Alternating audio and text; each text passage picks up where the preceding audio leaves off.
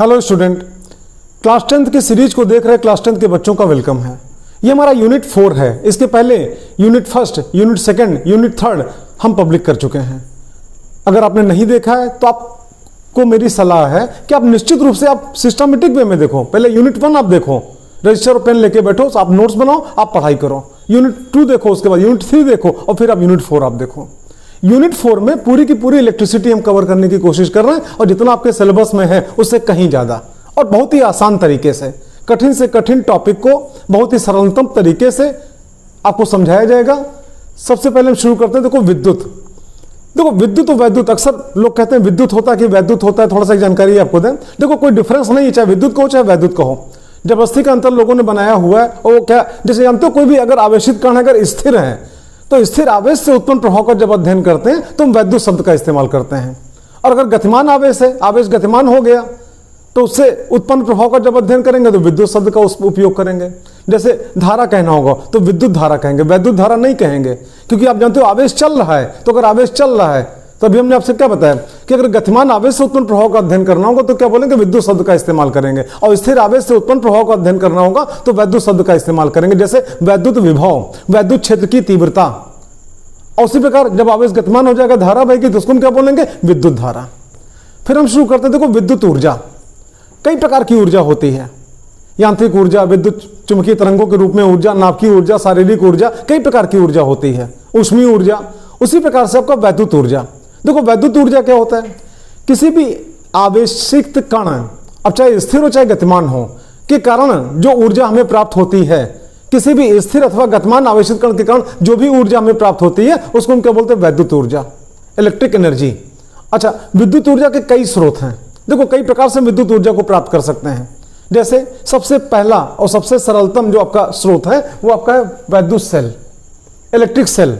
इसमें होता क्या, दो अलग अलग धातुओं की प्लेटें होती हैं, उसे किसी रासायनिक घोल में उसको हम डिप करा देते हैं। और जैसे रासायनिक घोल में डिप कराते हैं तो रासायनिक घोल और उन धातुओं की प्लेटों के बीच में रासायनिक अपक्रिया शुरू हो जाती है।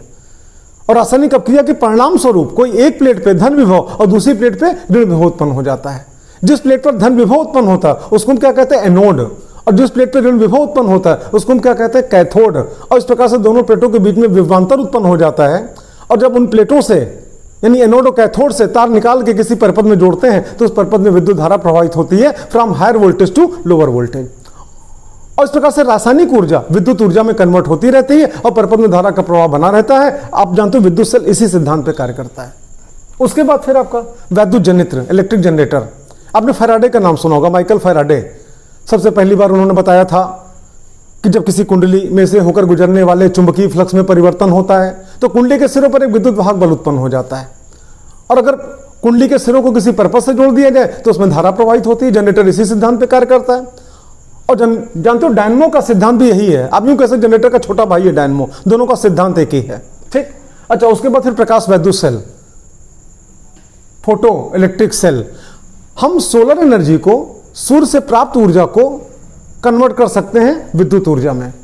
तो वह डिवाइस जिसके माध्यम से हम सोलर एनर्जी को इलेक्ट्रिक एनर्जी में कन्वर्ट करते हैं उसको हम क्या बोलते हैं, प्रकाश वैद्युत सेल। अगर आप आगे फिजिक्स की स्टडी करते हो तो क्लास 12th में काफी डिटेल आपको मिलेगा। अच्छा उसके बाद फिर ताप युग्म, इसको हम बोलते हैं थर्मोकपल। एक वैज्ञानिक थे, उनका नाम था सीबैक। उन्होंने सबसे पहली बार बताया कि अगर दो अलग अलग धातुओं की छड़ें ले ली जाए और उनके सिरों को आपस में जोड़ दिया जाए तो सिरों को जहां पे जोड़ोगे तो वहां पे क्या बनेगा, संधि बनेगी, जिसको इंग्लिश में आप क्या बोलोगे, जंक्शन। कितनी संधि बनी, दो संधि। भाई हर क्षण में दो सिरा होगा। पहली क्षण है दो सिरा एक ऊपर एक नीचे, दूसरी क्षण है दो सिरा एक ऊपर एक नीचे। तो दोनों क्षणों के एक सिरे को हमने क्या किया, आपस में जोड़ दिया और उसके दूसरे सिरे को भी हमने आपस में जोड़ दिया। इस प्रकार से दो संधियां तैयार हुई, दो जंक्शन तैयार हुए। और अगर उन दोनों जंक्शंस पे अगर हम तापांतर उत्पन्न करें, मतलब जैसे एक जंक्शन को हम क्या बर्फ में डाल दें और दूसरे को गर्म करें, तो अगर तापांतर उत्पन्न करें तो वहां पे एक विद्युत वाहक बल उत्पन्न हो जाता है जिसको हम क्या कहते हैं, ताप विद्युत वाहक बल कहते हैं। और उसके अंदर क्या धारा प्रवाहित होती है। इस प्रकार के अरेंजमेंट को हम क्या बोलते हैं, थर्मोकपल बोलते हैं या तापयुग्म बोलते हैं। और तापांतर जितना ज्यादा होगा ताप विद्युत वाहक बल का मान उतना ज्यादा होगा और ताप विद्युत धारा का मान भी क्या होगा, उतना ही अधिक होगा। तो इस प्रकार से आपने देखा विद्युत ऊर्जा को प्राप्त करने के मुख्य रूप से 4 स्रोत आपने देखे कैसे कार्य करते हैं। ये तो विद्युत ऊर्जा की बात आई। अब आती बात आवेश क्या होता है। देखो पूरी की पूरी इलेक्ट्रिसिटी आवेश पे आधारित है। आवेश स्थिर होगा तो चारों तरफ क्या वैद्युत क्षेत्र उत्पन्न करेगा। वैद्युत क्षेत्र में स्थित अलग अलग बिंदुओं पर वैद्युत क्षेत्र की तीव्रता क्या होगी, अलग अलग होगी। अलग अलग बिंदुओं पर वैद्युत विभव का मान भी क्या होगा, अलग अलग होगा। और वही आवेश जब गतिमान हो जाएगा तो विद्युत धारा प्रवाहित होगी। तो विद्युत के बारे में पढ़ने से पहले सबसे पहले हमको जानना होगा आवेश क्या चीज होता है, चार्ज क्या चीज होता है। और बहुत ही आसान तरीके से समझाने के लिए हम बहुत सिंपल सा एग्जांपल यहां पे लेते हैं। आप जानते हो पीरियोडिक टेबल आपने पढ़ा होगा, हम उसमें जिक्र करें दो तत्व यहां पे लेते हैं, एक सोडियम और दूसरा क्लोरीन। देखो सोडियम सामने स्ट्रक्चर बना हुआ है, आप जानते हो एटॉमिक नंबर कितना 11 होता है। इलेक्ट्रॉनिक विन्यास कितना होता है 2 8 1। भीतरी कक्षा में कितने 2, उसके बाद वाली कक्षा में कितने 8 और बाहरी कक्षा में कितने 1। आप देखो डायग्राम में देखना, ये भीतर आपका नाभिक हो गया, ठीक। इस पे यहाँ पे क्या प्लस चार्ज, ये नाभिक पे, ठीक। भीतरी कक्षा में कितने 2, उसके बाद वाले में कितने 8 और उसके बाद वाले में कितना 1। 2 8 1 बराबर कितना 11। ये सोडियम परमाणु का फोटो है। ठीक उसी प्रकार से क्लोरीन परमाणु, इसका इलेक्ट्रॉनिक विन्यास कितना 2 8 7। आप जानते हो एटॉमिक नंबर कितना 17 होगा। भीतरी कक्षा में कितने 2, उसके बाद वाले में कितने 8 और सबसे बाहरी कक्षा जिसको कि संयोजी कक्षा भी कहते हो, जिसको आप आउटर मोस्ट ऑर्बिट कहते हो, जिसको आप वैलेंस ऑर्बिट कहते हो, उसमें कितने इलेक्ट्रॉन हुए 7। ठीक डायग्राम आप देखो, भीतरी कक्षा में कितने 2, उसके बाद वाले में 8, 1 2 3 4 5 6 7 8। अच्छा उसके बाद वाले में कितने 7, गिनो यहां से आप 1 2 3 4 5 6 7। ठीक तो ये जो स्ट्रक्चर आप देख रहे हो सोडियम परमाणु का फोटो है, और ये जो आप स्ट्रक्चर देख रहे हो किसका, क्लोरीन परमाणु का फोटो है। इसके आउटर मोस्ट ऑर्बिट में कितने इलेक्ट्रॉन है, 1 इलेक्ट्रॉन है। इसके आउटर मोस्ट ऑर्बिट में कितने 8, इसके आउटर मोस्ट ऑर्बिट में कितने 7 इलेक्ट्रॉन है। इसके वाह्यतम कक्षा में आप कह सकते हो 1 इलेक्ट्रॉन और इसके वाह्यतम कक्षा में कितने 7 इलेक्ट्रॉन है। देखो आप पढ़ाई कर रहे हो, आपका कुछ ना कुछ पढ़ाई करने का उद्देश्य होगा, बड़े होकर हम वो काम करेंगे जो हमारे परिवार में किसी ना किया हो। सभी पूरे परिवार के लोग हमारी तारीफ करेंगे, हमारे जानने वाले हमारी तारीफ करेंगे, बड़े होकर डॉक्टर बनेंगे, इंजीनियर बनेंगे या प्रशासनिक अधिकारी बनेंगे, प्रशासनिक सेवा में जाएंगे। कोई ना कोई आपका एम होगा, उद्देश्य होगा, उस उद्देश्य को लेकर आप पढ़ाई कर रहे हो। क्या कर पाओगे ये तो आपकी मेहनत पर डिपेंड करता है। उसी प्रकार से हर परमाणु का अपना एक उद्देश्य होता है, उसकी मंशा होती है कि हमारी बाहरी कक्षा में कितने 8 इलेक्ट्रॉन हो। वो उसी मंशा के अनुसार जैसे ही दांव लगता है वो आपका कुछ ना कोई आपका प्रयास करता है। आप जानते हो इसकी भी मंशा है कि हमारी बाहरी कक्षा में कितने 8 इलेक्ट्रॉन हो। इसकी भी मंशा है हमारी बाहरी कक्षा में कितने 8 इलेक्ट्रॉन हो। इसको हम कहते हैं ऑक्टल रूल, अष्टक का नियम कहते हैं। हर परमाणु की मंशा होती है कि हमारे बाहरी कक्षा में 8 इलेक्ट्रॉन हो। तो इसकी भी मंशा है बाहरी कक्षा में कितने 8 इलेक्ट्रॉन हो, इसकी भी मंशा है बाहरी कक्षा में कितने 8 इलेक्ट्रॉन हो। अब जरा आप देखना, अपनी मंशा पूरी करने के लिए इसके पास 2 रास्ता है। पहला रास्ता क्या है, या तो कहीं से 7 इलेक्ट्रॉन ये ले ले, तो एक पहले से 7 ले लेगा, कितना 8 हो जाएगा। और या तो अपने आउटर मोस्ट ऑर्बिट के एक इलेक्ट्रॉन को क्या करे, बाहर भगा दे, तो जैसे बाहर निकल जाएगा, अब कितना 2 8 हो जाएगा, मंशा पूरी हो गई। आप खुद दिमाग लगाओ, आसान इसके लिए कौन है, 7 लेना आसान है कि एक निकालना आसान है। निश्चित रूप से आप सोच रहे होगे कि एक निकालना आसान है, और जानते हो ये वही काम करता है। जैसे इसको अवसर मिलता है अपने बाहरी कक्षा के एक इलेक्ट्रॉन को क्या करता है, त्याग कर देता है, दान कर देता है। ठीक, और जैसे एक इलेक्ट्रॉन को दान कर दिया, डोनेट कर दिया, निकाल दिया, वैसे कितना 2 8 हो गया। अब देखो 2 8, ठीक, अष्टक के नियम का पालन हो गया। बाहरी कक्षा में देखो 8 इलेक्ट्रॉन है, लेकिन जब ये काम करता है तब इसको हम सोडियम परमाणु नहीं कहते हैं, हम इसको केमिस्ट्री में क्या बोलते हैं, सोडियम आयन। अब यहाँ पे क्या 2 8 कितना 10। अब इसमें कुल कितने इलेक्ट्रॉन है, 10 इलेक्ट्रॉन है। एक इलेक्ट्रॉन को डोनेट कर चुका है, ऑक्टल के नियम का पालन कर चुका है। बाहरी कक्षा में कितने 8 इलेक्ट्रॉन है, लेकिन अब आप इसको क्या कहोगे, सोडियम परमाणु नहीं कहोगे, आप इसको सोडियम आयन कहोगे। जिसको आप केमिस्ट्री में आयन कहते हो उसी को फिजिक्स में यहाँ पे आवेश कहते हैं। एक इलेक्ट्रॉन इसने क्या डोनेट किया है, बाहर निकाला है, धनी कहलाएगा, इसीलिए हम इसको क्या बोलेंगे, धनावेश। और आप देखना पहले कितना था 11 सामान्य अवस्था में, और जब एक इलेक्ट्रॉन उसने क्या डोनेट कर दिया तो कितना हो गया, 10 हो गया। ठीक, यानी सामान्य अवस्था की अपेक्षा इलेक्ट्रॉन की क्या कमी हो गई। तो इस पर कैसा आवेश हम मानते हैं, धनावेश। कैसा आयन, धनायन। ठीक, अच्छा यहां पे आप देखना बाहरी कक्षा में कितने 7 इलेक्ट्रॉन है, इसकी भी मंशा है हमारे भी बाहरी कक्षा में कितने 8 इलेक्ट्रॉन हो। तो अपनी मंशा पूरी करने के लिए इसके पास का 2 विकल्प है, या तो अपने बाहरी कक्षा के 7 इलेक्ट्रॉनों को क्या करे, बाहर निकाल दे, और या अवसर मिले तो कहीं से एक इलेक्ट्रॉन क्या करे, प्राप्त कर ले। ठीक, आसान कौन पड़ेगा, 7 इलेक्ट्रॉन निकालना या कहीं से एक आपका जुगाड़ करके ले लेना।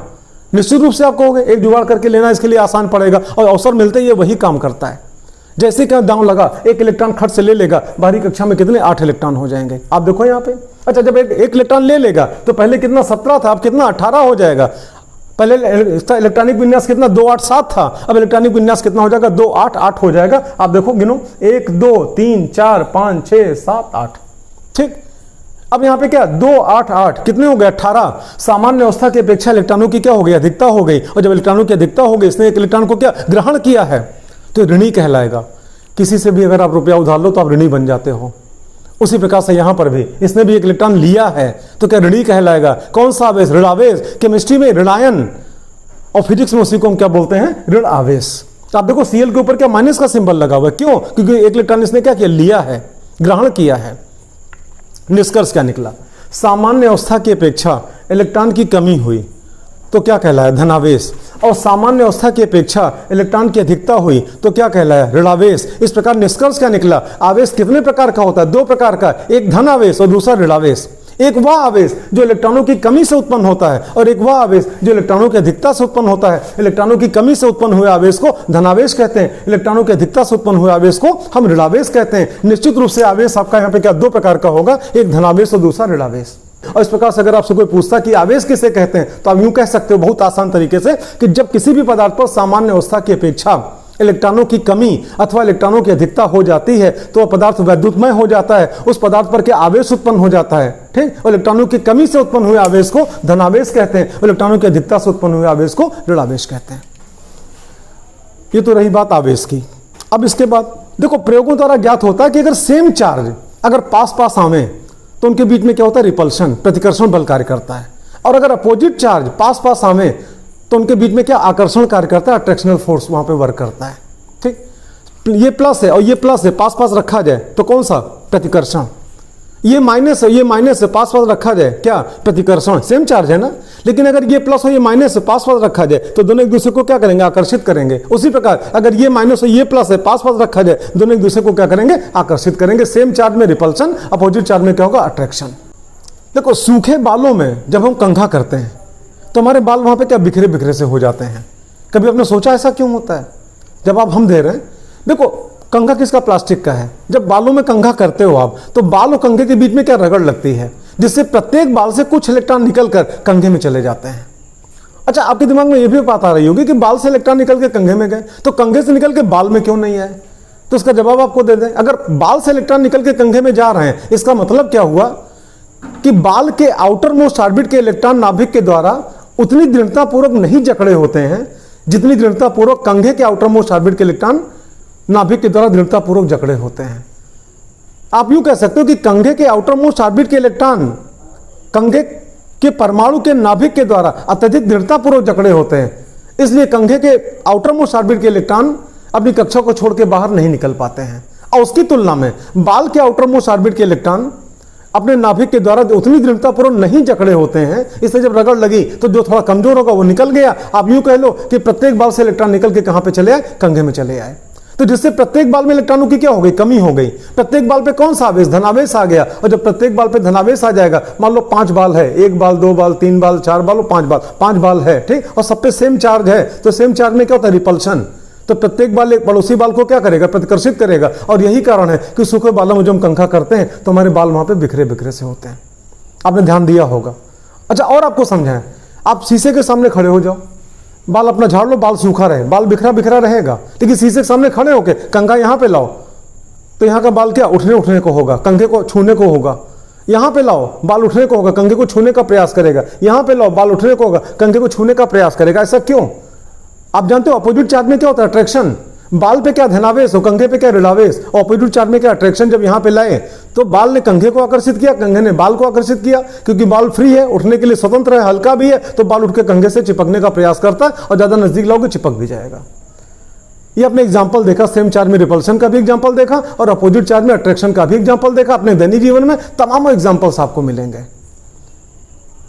अच्छा एक जानकारी आपको दें, अक्सर जब बच्चों से कहो लिखने के लिए विद्युत, हम आपसे पूछते हैं, आप बताओ अगर आपसे कहें विद्युत लिखने के लिए कहें तो आप कैसे लिखोगे, ऐसे लिखोगे या फिर ऐसे?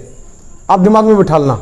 जानते हो अगर आप ऐसे लिखते हो तो गलत है, क्योंकि आपने यहां पे क्या इसका प्रयोग किया और ये क्या घा है। अगर आप ऐसे लिखते हो तो गलत है, आपने धा का प्रयोग किया, ता था दा के बाद धा, ये धा का प्रयोग किया, ये विद्युत है।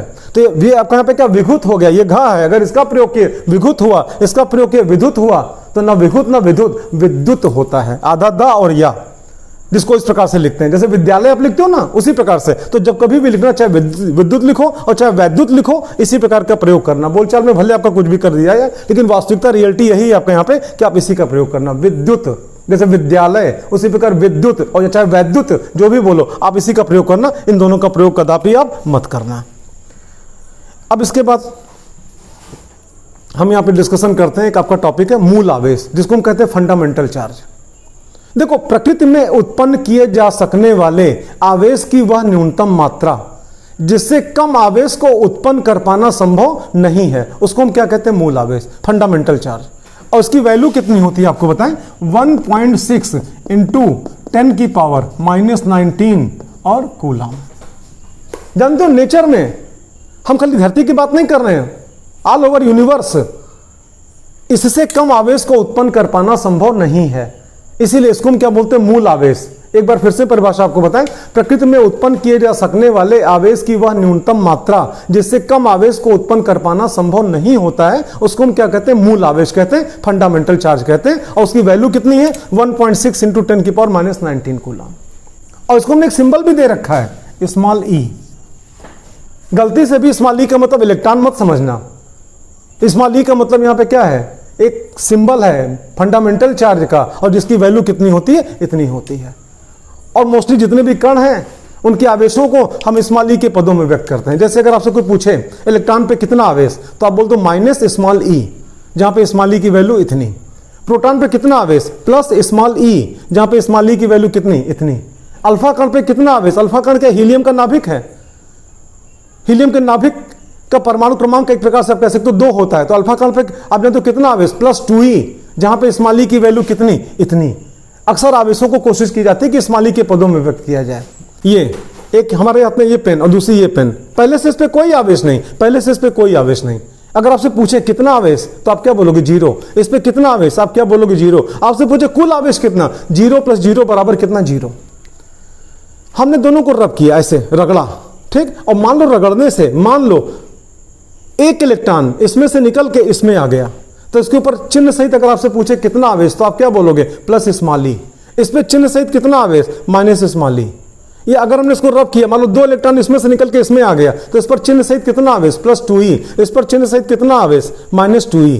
या उसी प्रकार से हमने दोनों को रब किया, रगड़ा, और मान लो स्मॉल n इलेक्ट्रॉन इसमें से निकल के येलो वाली पेन से निकल के सिल्वर वाली पेन में आ गए, तो इस पर चिन्ह सहित कितना आवेश? +ne, और इस पर कितना? -ne, ठीक।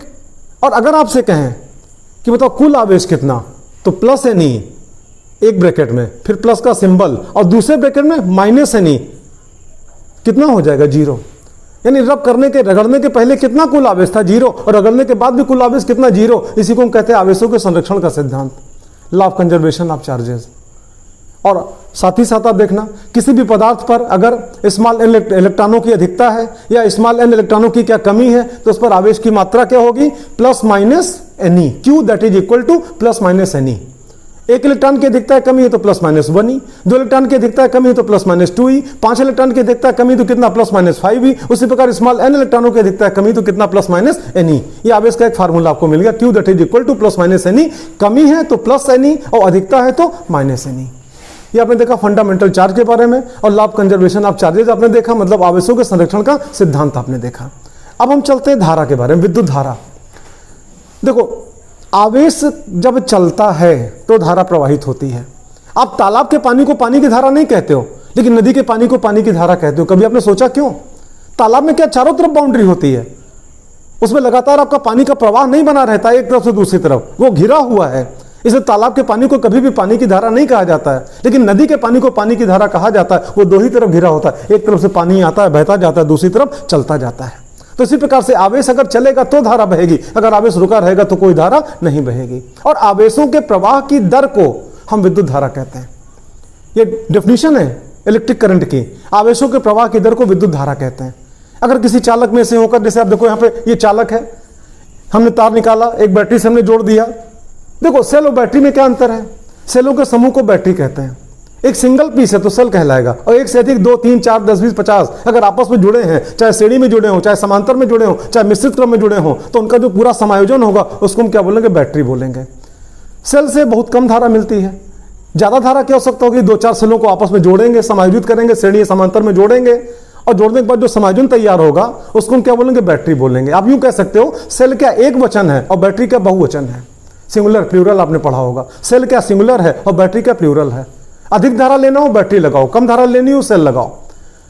आपकी दीवार पे घड़ी लगी होगी, चलाने के लिए क्या बहुत कम धारा चाहिए तो उसमें आप क्या सेल लगाते हो, और वहीं पे कहीं अधिक धारा चाहिए तो बैटरी का प्रयोग किया जाएगा, जिस किसी यंत्र में चाहिए। आप यहाँ पे देखना, हमने यहाँ पे क्या बैटरी लगाई, चाहे बैटरी लगाओ चाहे सेल लगाओ, विद्युत स्रोत हमको चाहिए, आवेश गुजारना है, ये कोई चालक है, ये हमने यहाँ पे बैटरी से इसको कनेक्ट किया, ठीक। और मान लो स्मॉल टी समय तक इसमें धारा गुजरती रही, और स्मॉल टी समय तक के अंदर मान लो स्मॉल क्यू आवेश गुजरा, तो अगर आपसे पूछें एकांक समय में कितना गुजरा, आप एक एक नियम लगाओ, टी समय में कितना गुजरा क्यू, तो एकांक समय में कितना गुजरा क्यू अपान टी, और उसी क्यू अपान टी को आप क्या कहते हो, आई। आवेशों के प्रवाह की दर को विद्युत धारा कहते हैं, ठीक। या एकांक समय में गुजरने वाले आवेश की मात्रा को विद्युत धारा कहते हैं, ठीक। तो टी समय में कितना गुजरा क्यू, तो एकांक समय में कितना गुजरा क्यू अपान टी, और एकांक समय में जितना गुजरा वही विद्युत धारा कहलाएगी। आई बराबर क्यू अपान टी, आवेश बटा समय बराबर क्या, क्यू अपान टी। ये विद्युत धारा की का फार्मूला हो गया। अच्छा, इसका मात्रक क्या होगा आई का, तो अब देखो क्यू का मात्रक क्या होगा, कूलाम, टी का मात्रक क्या होगा, सेकेंड, तो आई का मात्रक कूलाम बटा सेकंड। आप देखो आई का मात्रक बराबर क्यू का मात्रक बटे टी का मात्रक, तो क्यू का मात्रक कूलाम, टी का मात्रक क्या, सेकंड, और इसी कूलाम बटे सेकंड को हम क्या बोलते हैं, एम्पियर, शॉर्ट फॉर्म में। अब इतना बड़ा कौन बोले कूलाम प्रति सेकंड, तो सीधे कूलाम पर सेकंड को हमने एक नाम दे दिया एम्पियर, ठीक। और यहीं से अगर आप चाहो तो एम्पियर की डेफिनेशन आप निकाल सकते हो।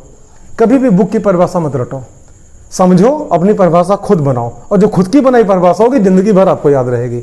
जैसे आप यहीं पे देखना, आप देखते हो कूलाम बटे सेकंड को आप क्या बोलते हैं, एम्पियर। हम एक काम करें, सबके आगे यहाँ पे एक एक बढ़ा दें, यहाँ पे और यहाँ पे, क्या कोई फर्क पड़ा, कुछ नहीं भाई। 1 से मल्टीप्लाई करो, 1 से डिवाइड करो, कोई फर्क नहीं पड़ेगा, ठीक। अब इसी को शब्दों में पढ़ दो, परिभाषा बन गई किसकी, एम्पियर की। कैसे, यदि किसी चालक में से होकर प्रति सेकंड मतलब क्या, 1 सेकंड, यदि किसी चालक में से होकर प्रति सेकंड 1 कूलाम का आवेश गुजरता हो तो उस चालक में प्रवाहित विद्युत धारा का मान सदैव 1 एम्पियर होगा। ये एम्पियर की डेफिनेशन निकली। कॉन्सेप्ट क्लियर करने के लिए अभी तत्काल मैंने जो पढ़ाया इसी पे हम 2-4 यहाँ पे न्यूमेरिकल ले रहे हैं। ऐसा नहीं कि न्यूमेरिकल यहाँ पे लिया बस खत्म। देखो 10th की सीरीज में 10 वीडियो हैं पब्लिक, और जिसमें से 5 वीडियो थ्योरी के नाम पे और बाकी की 5 वीडियो आपका न्यूमेरिकल के नाम पे।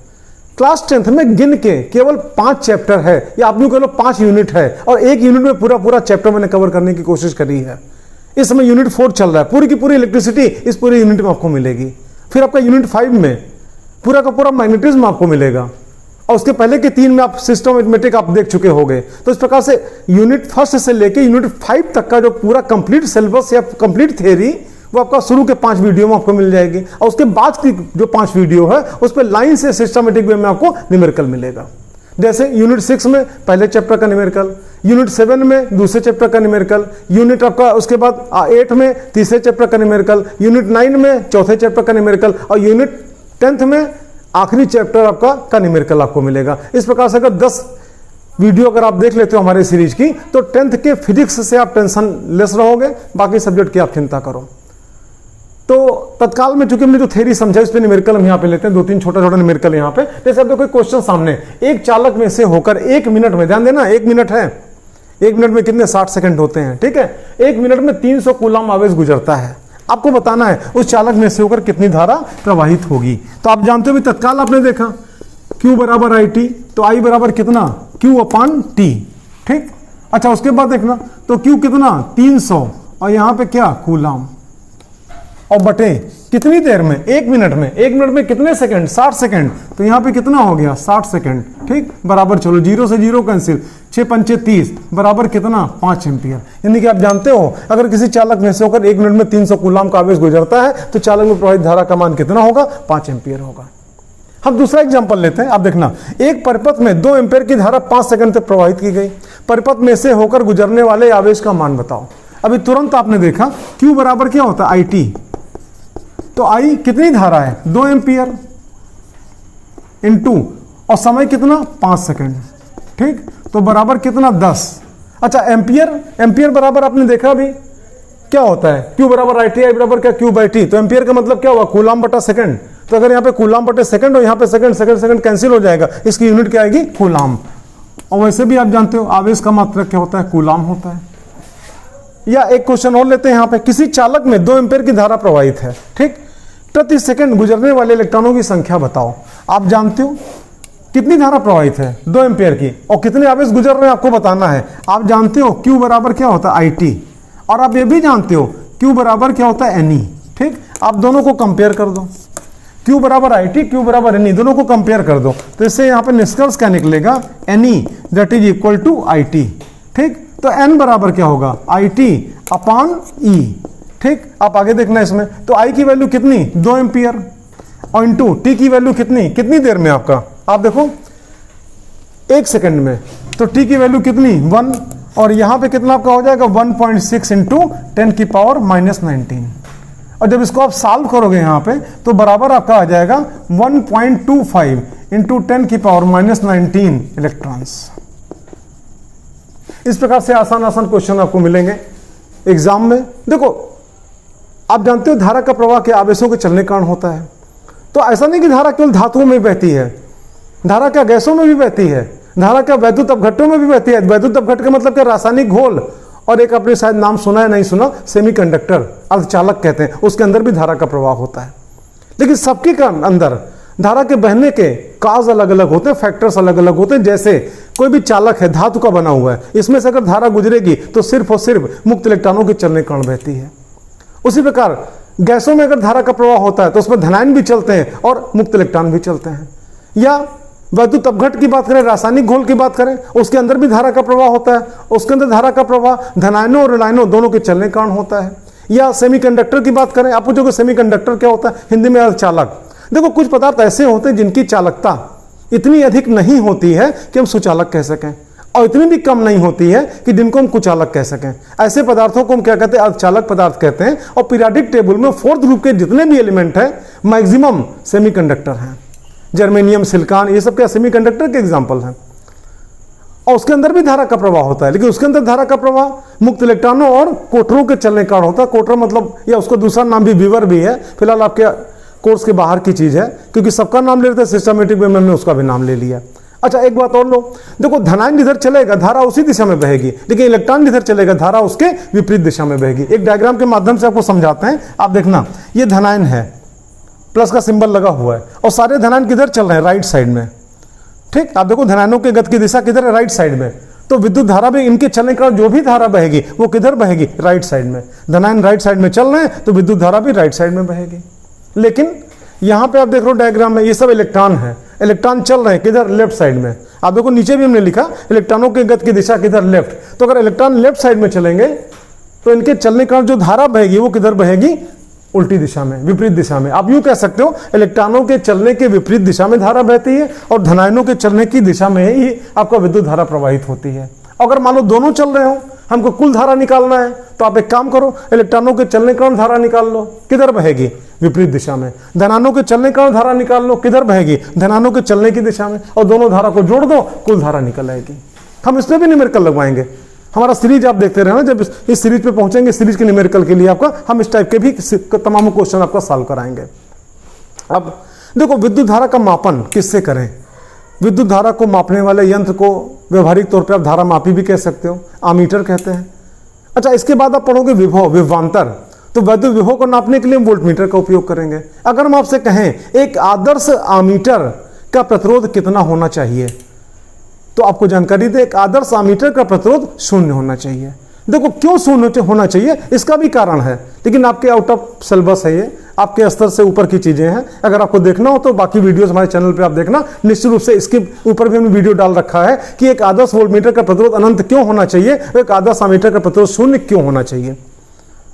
अच्छा, आप जानते हो श्रेणी क्रम में धारा बराबर होती है और समांतर क्रम में विभवांतर बराबर होता है। इसलिए आमीटर को, मतलब धारा मापी को जब कभी परिपथ में जोड़ेंगे तो श्रेणी क्रम में जोड़ेंगे। क्यों? क्योंकि श्रेणी क्रम में धारा बराबर होती है। और उसी प्रकार वोल्टमीटर, जिसका नाम हम इसके आगे लेने वाले हैं, विभव विभवांतर पढ़ाने के बाद वोल्टमीटर को जब किसी परिपथ में जोड़ते हैं तो हमेशा समांतर क्रम में जोड़ते हैं। और क्यों जोड़ते हैं? क्योंकि समांतर क्रम में विभवांतर एक समान होता है। जैसे आपको समझाएं, ये सामने एक परिपथ है, आप देख रहे हो, ये बल्ब लगा हुआ है, ये सेल लगा हुआ है, ये कुंजी लगी हुई है, ठीक, जिसको आप की बोलते हो। अच्छा, अब को जानकारी दे की भी दो प्रकार की होती है। एक की तो आपकी इस टाइप की ऐसे बनती सिंबल, ये ऐसे, ठीक, और एक की आपका इस प्रकार का होता है, ये ऐसे। इसको हम बोलते हैं फिक्स की और इसको हम क्या बोलते हैं, टैपिंग की। इसके अंदर क्या होता है कि जब तक इसके अंदर का प्लग बाहर निकला हुआ है तब तक इधर की करंट इधर या इधर की करंट इधर नहीं आएगी। और इसके अंदर जब प्लग लगा देंगे कोई मेटल का तो ये दोनों आपस में क्या कनेक्ट हो जाएंगे, तो इधर की करंट इधर या इधर की करंट आ सकती है, मतलब ये ऑन हो जाएगा। और प्लग निकाल लेंगे तो ऑफ हो जाएगा, प्लग लगा रहेगा तो ऑन रहेगा। अच्छा, यहाँ पे आप देखना, यहाँ पे इसको टैपिंग की बोलते हैं, मतलब ऊपर से इसको हम प्रेस करेंगे, जब प्रेस करेंगे तब इधर की करंट इधर या इधर की करंट इधर आ सकती है, लेकिन जैसे छोड़ेंगे ये आपका ऊपर उठ जाएगा। और जब ऊपर उठ जाएगा तो फिर आपका जानते हो करंट ब्रेक हो जाएगा, इधर की करंट इधर या इधर की करंट इधर की ओर नहीं आएगी। हमारे आपके घरों में तमामों स्विच लगे होते हैं, पंखे का स्विच है, ये एलईडी का स्विच है, ठीक, ये सॉकेट का स्विच है, तमामों स्विच लगे होते हैं। अच्छा, और आप जानते हो आपके जो मेन गेट है उसके बाहर भी एक स्विच लगा होगा, कालबेल का स्विच लगा होगा। तो जो कालबेल का स्विच होता है वो ऐसा होता है, और बाकी घर के अंदर जितने भी पंखा, एलईडी, XYZ जितने भी आपके स्विच होते हैं वो इसके होते हैं। आप इमेजिन करो कालबेल के स्विच की जगह पर अगर इसको लगा दें तो क्या होगा, रास्ता चलता भी कोई आदमी ऑन करके निकल जाएगा, आप दरवाजा खोलोगे बाहर कोई है ही नहीं, ठीक। अच्छा, अगर मान लो इस स्विच को, टैपिंग की को घर के अंदर लगा दे, मान लो पंखे के साथ लगा दिया, एलईडी के साथ लगा दिया, तो एक आदमी खड़ा रहे, जब इसको प्रेस किया रहेगा तब तक एलईडी जलेगी, बल्ब जलेगा, और जैसे थोड़ा हाथ दुखा, हाथ ढीला पड़ा, ये उठ गया ऊपर, एलईडी बंद हो गई। तो आप जानते हो सबकी अपनी अलग अलग उपयोगिता है। जहां पे हमको लॉन्ग टाइम हमको करंट की आवश्यकता होती है वहां पे इसका उपयोग करते हैं, और जहां पे शॉर्ट टाइम बहुत थोड़े समय के लिए हमको धारा की आवश्यकता होती है वहां पे इसका उपयोग करते हैं। जहां जैसी आवश्यकता होती है उपयोग किया जाता है। ये भी की का सिंबल है, ये भी की का सिंबल है। अच्छा, यहाँ पे आप देखना, मान लो इसके अंदर धारा बह रही है, अब हमको चेक करना है कि धारा कितनी बह रही है। अभी हमने बताया किस यंत्र का इस्तेमाल करेंगे, जिसको आप क्या बोलोगे, धारा मापी, या जिसको हम क्या बोलते हैं, एमीटर, ठीक। अच्छा, किस क्रम में जोड़ेंगे, श्रेणी क्रम में जोड़ेंगे। तो जोड़ने के लिए आप यहाँ पे इस पूरे तार को कहीं भी, चाहे यहाँ पे, चाहे यहाँ पे, चाहे यहाँ पे, कहीं भी आप ब्रेक कर दो। हम ये नहीं करें कि हम यहाँ पे एमीटर लगाएंगे तो यहीं पे लगाना जरूरी, यहाँ पे लगाओ गलत हो जाएगा, ऐसा कुछ नहीं है। पूरे उसमें कहीं भी आप तार को ब्रेक कर दो, मान लो यहीं पे हमने ब्रेक कर दिया, ठीक। और ब्रेक करने के बाद यहाँ पे आप एमीटर लगा दो, ये मान लो एमीटर लग गया इस जगह पे, जिसको आप धारा मापी भी कह सकते हो। ऐसे आप जानते हो पहला वर्ड हमने ए लिख दिया, ऐसे कर दिया। ये जो जानते हो हमने एरो मार्क क्या दिखाया, उसका इंडिकेटर है, संकेतक, ठीक है। और इस प्रकार से अगर आप कनेक्ट करते हो, इसको अगर आप ऑन करोगे, इधर की धारा इधर आएगी, और जब धारा इधर आएगी परपथ में घूम के जाएगी, कितनी धारा प्रवाहित हो रही है ये पढ़ के बता देगा। इस प्रकार से धारा का मापन हम कर सकते हैं एमीटर का उपयोग करके। और एक आदर्श एमीटर का प्रतिरोध कितना होना चाहिए, 0 होना चाहिए। क्यों होना चाहिए, आपके कोर्स के ऊपर की चीज है, हमारे चैनल पे उपलब्ध है। बाकी जो बड़े बच्चों के लिए वीडियो पड़ी उसमें उपलब्ध है, अगर बहुत जिज्ञासा होगी आप सर्च करके आप देख सकते हो। अब हम चलते हैं विभवांतर पे। वैद्युत विभवांतर क्या होता है। देखो, विभवांतर समझाने से पहले आपको एक टॉपिक समझा, परीक्षण आवेश, जिसको हम बोलते हैं इंग्लिश में टेस्टिंग चार्ज। देखो, जिस किसी आवेशित कण को लेके हम प्रयोग करें, परीक्षण करें, उसी को हम क्या बोलते हैं, परीक्षण आवेश। आप जानते हो साइंस में थ्योरी से ज्यादा प्रैक्टिकल का ज्यादा महत्व होता है। तो जिस किसी आवेशित कण को लेकर हमने कोई भी प्रयोग किया, कोई भी प्रैक्टिकल किया, उसी को हम क्या बोल देंगे, परीक्षण आवेश। इलेक्ट्रॉन को लेकर आपने प्रयोग किया तो हम इलेक्ट्रॉन को परीक्षण आवेश बोल देंगे। आप प्रोटॉन को लेकर प्रयोग करोगे, परीक्षण करोगे, अल्फा कण को लेकर प्रयोग करो, परीक्षण करो, हम उसी को परीक्षण आवेश बोल देंगे। देखो, परीक्षण आवेश होता क्या है आपको समझाएं यहाँ पे। जैसे घरों में एक यंत्र अक्सर रखे होते हैं, जो थोड़ा बहुत जानकार लोग होते हैं, 2 सामान जरूर मिल जाएगा, एक प्लास और दूसरा टेस्टर। अगर थोड़ा बहुत भी बिजली का जानकार आदमी है तो 2 सामान जरूर रखेगा, एक प्लास और दूसरा टेस्टर। जब कभी लाइट जाती है, ठीक, सबसे पहले हम लोग क्या करते हैं, इंडिया में सबसे पहले तो यही होता है कि पहले दरवाजा खोल के देखते हैं पड़ोसी के यहाँ है कि नहीं है। अगर पड़ोसी के यहाँ है तब खलबली मस्ती है, अपने यहाँ क्यों नहीं है। अगर पड़ोसी का नहीं है, बंद करके चुपचाप आके बैठ जाते हैं, चलो सबका ठीक होगा, हमारा भी ठीक हो जाएगा। बहर देखो, टेस्टर की हम बात करें यहाँ पे, टेस्टर क्या घर पे रखा रहता है, उसकी आवश्यकता कब पड़ती है, जब लाइट चली जाती है और पड़ोसी का लाइट है, आपके घर में नहीं है, तब टेस्टर की जरूरत पड़ती है। और पूरे मोहल्ले में नहीं है तब भी टेस्टर रखा रह जाएगा, ठीक। हम टेस्टर की बात करें, लाइट पड़ोसी के यहाँ है, आपके नहीं है, आपने टेस्टर उठाया, परेशान हुए, पड़ोसी घर में क्यों, हमारे घर में क्यों नहीं है। अब आप ढूंढना शुरू करते हो कहाँ फॉल्ट होगा, जगह जगह पे टेस्टर लगाते हो, ठीक। आपने टेस्टर लगाया, इंडिकेटर जल गया, फिर आगे लगाया, जल गया, आगे लगाया, नहीं जला, मतलब उसी के बीच में कहीं फॉल्ट है। जहां फॉल्ट होता पकड़ लेते हो, प्लास से तार काट के सही करते हो, जोड़ देते हो, घर में लाइट आ जाती है। और लाइट आ जाने के बाद उस टेस्टर को क्या करते हो आप जानते हो, जहां से उठाया तो वहीं फिर रख देते हो, उसकी जरूरत दोबारा फिर तब पड़ेगी जब फिर लाइट जाएगी और पड़ोसी घर में होगी, आपके घर में नहीं होगी। एक जानकारी आपको दें, यहां पे घर में अगर लाइट नहीं है और फेज आ रहा है, न्यूट्रल नहीं आ रहा है, तो अगर आप चाहो तो घर में लाइट आप ला सकते हो, लेकिन इसके लिए हमारे चैनल पे एक अर्थिंग के नाम पे वीडियो है, उसको सर्च करना पड़ेगा, उसको पूरा देखना पड़ेगा। हम वापस लौटते हैं यहाँ पे। तो परीक्षण आवेश के नाम पे एक सिंबल मान लिया गया। देखो आवेश को क्यू से लिखते हैं, तो हमने क्यू कर दिया, सफिक्स में यहाँ पे क्या जीरो लगा दिया। अब इसको आपकी मर्जी, आप चाहो तो क्यू जीरो पढ़ो या आप चाहो तो क्यू नॉट पढ़ो, दोनों सही है, जो आपको अच्छा लगे। ठीक, अच्छा। और अक्सर एक प्रथा के तौर पे परीक्षण आवेश के नाम पे प्लस सिंबल का हम इस्तेमाल करते हैं। प्लस सिंबल का मतलब क्या, अगर हम कोई सिंबल नहीं लगाएं तो कौन सा चार्ज माना जाएगा, प्लस। तो परीक्षण आवेश के नाम पे पढ़ाई लिखाई में डेरिवेशन के समय अगर किसी आवेश की हमको आवश्यकता पड़ती है, तो जिस किसी आवेश को लेकर हम प्रयोग परीक्षण करते हैं, डेरिवेशन करते हैं, उसको हम क्या बोलते हैं, परीक्षण आवेश कहते हैं। उसका सिंबल क्या होता है, प्लस क्यू नॉट को, चाहे प्लस क्यू जीरो को, जो आपको अच्छा लगे। अब हम आते हैं विभवांतर पे। देखो विभवांतर क्या होता है। मान लो कोई आवेशित कण है, यहां पे रखा हुआ है, चारों तरफ उसने बड़ा सा क्या बनाया, वैद्युत क्षेत्र बनाया, इलेक्ट्रिक फील्ड फॉर्म हो गई, और उसी वैद्युत क्षेत्र में कहीं भी हमने कोई दो बिंदु लिया, मान लो एक बिंदु यहां पे लिया, एक बिंदु यहां पे लिया, इस बिंदु का नाम ए और इस बिंदु का नाम क्या बी। मान लो इस बिंदु पर विभव कितना वी ए, मान लो विभव कोई चीज होती होगी और उसके अंतर को हम क्या कहते हैं, विभवांतर। तो यहां पे विभव कितना वी ए और यहां पे विभव कितना वी बी, तो विभवांतर, विभव का अंतर किससे लिखोगे, V A minus V B. अब V A minus V B का मान क्या होगा, तो इसके लिए छोटा सा प्रैक्टिकल आपको करना पड़ेगा। एक परीक्षण आवेश आपको लेना पड़ेगा। मान लो परीक्षण आवेश है प्लस क्यू नॉट, इसको लाओ बिंदु बी पे रखो और बिंदु बी से इसको लाते लाते लाते लाते, ठीक, अब इसको ए पे लेके आओ। तो बी से ए तक लाओगे तो कुछ ना कुछ आपने कार्य किया कि नहीं।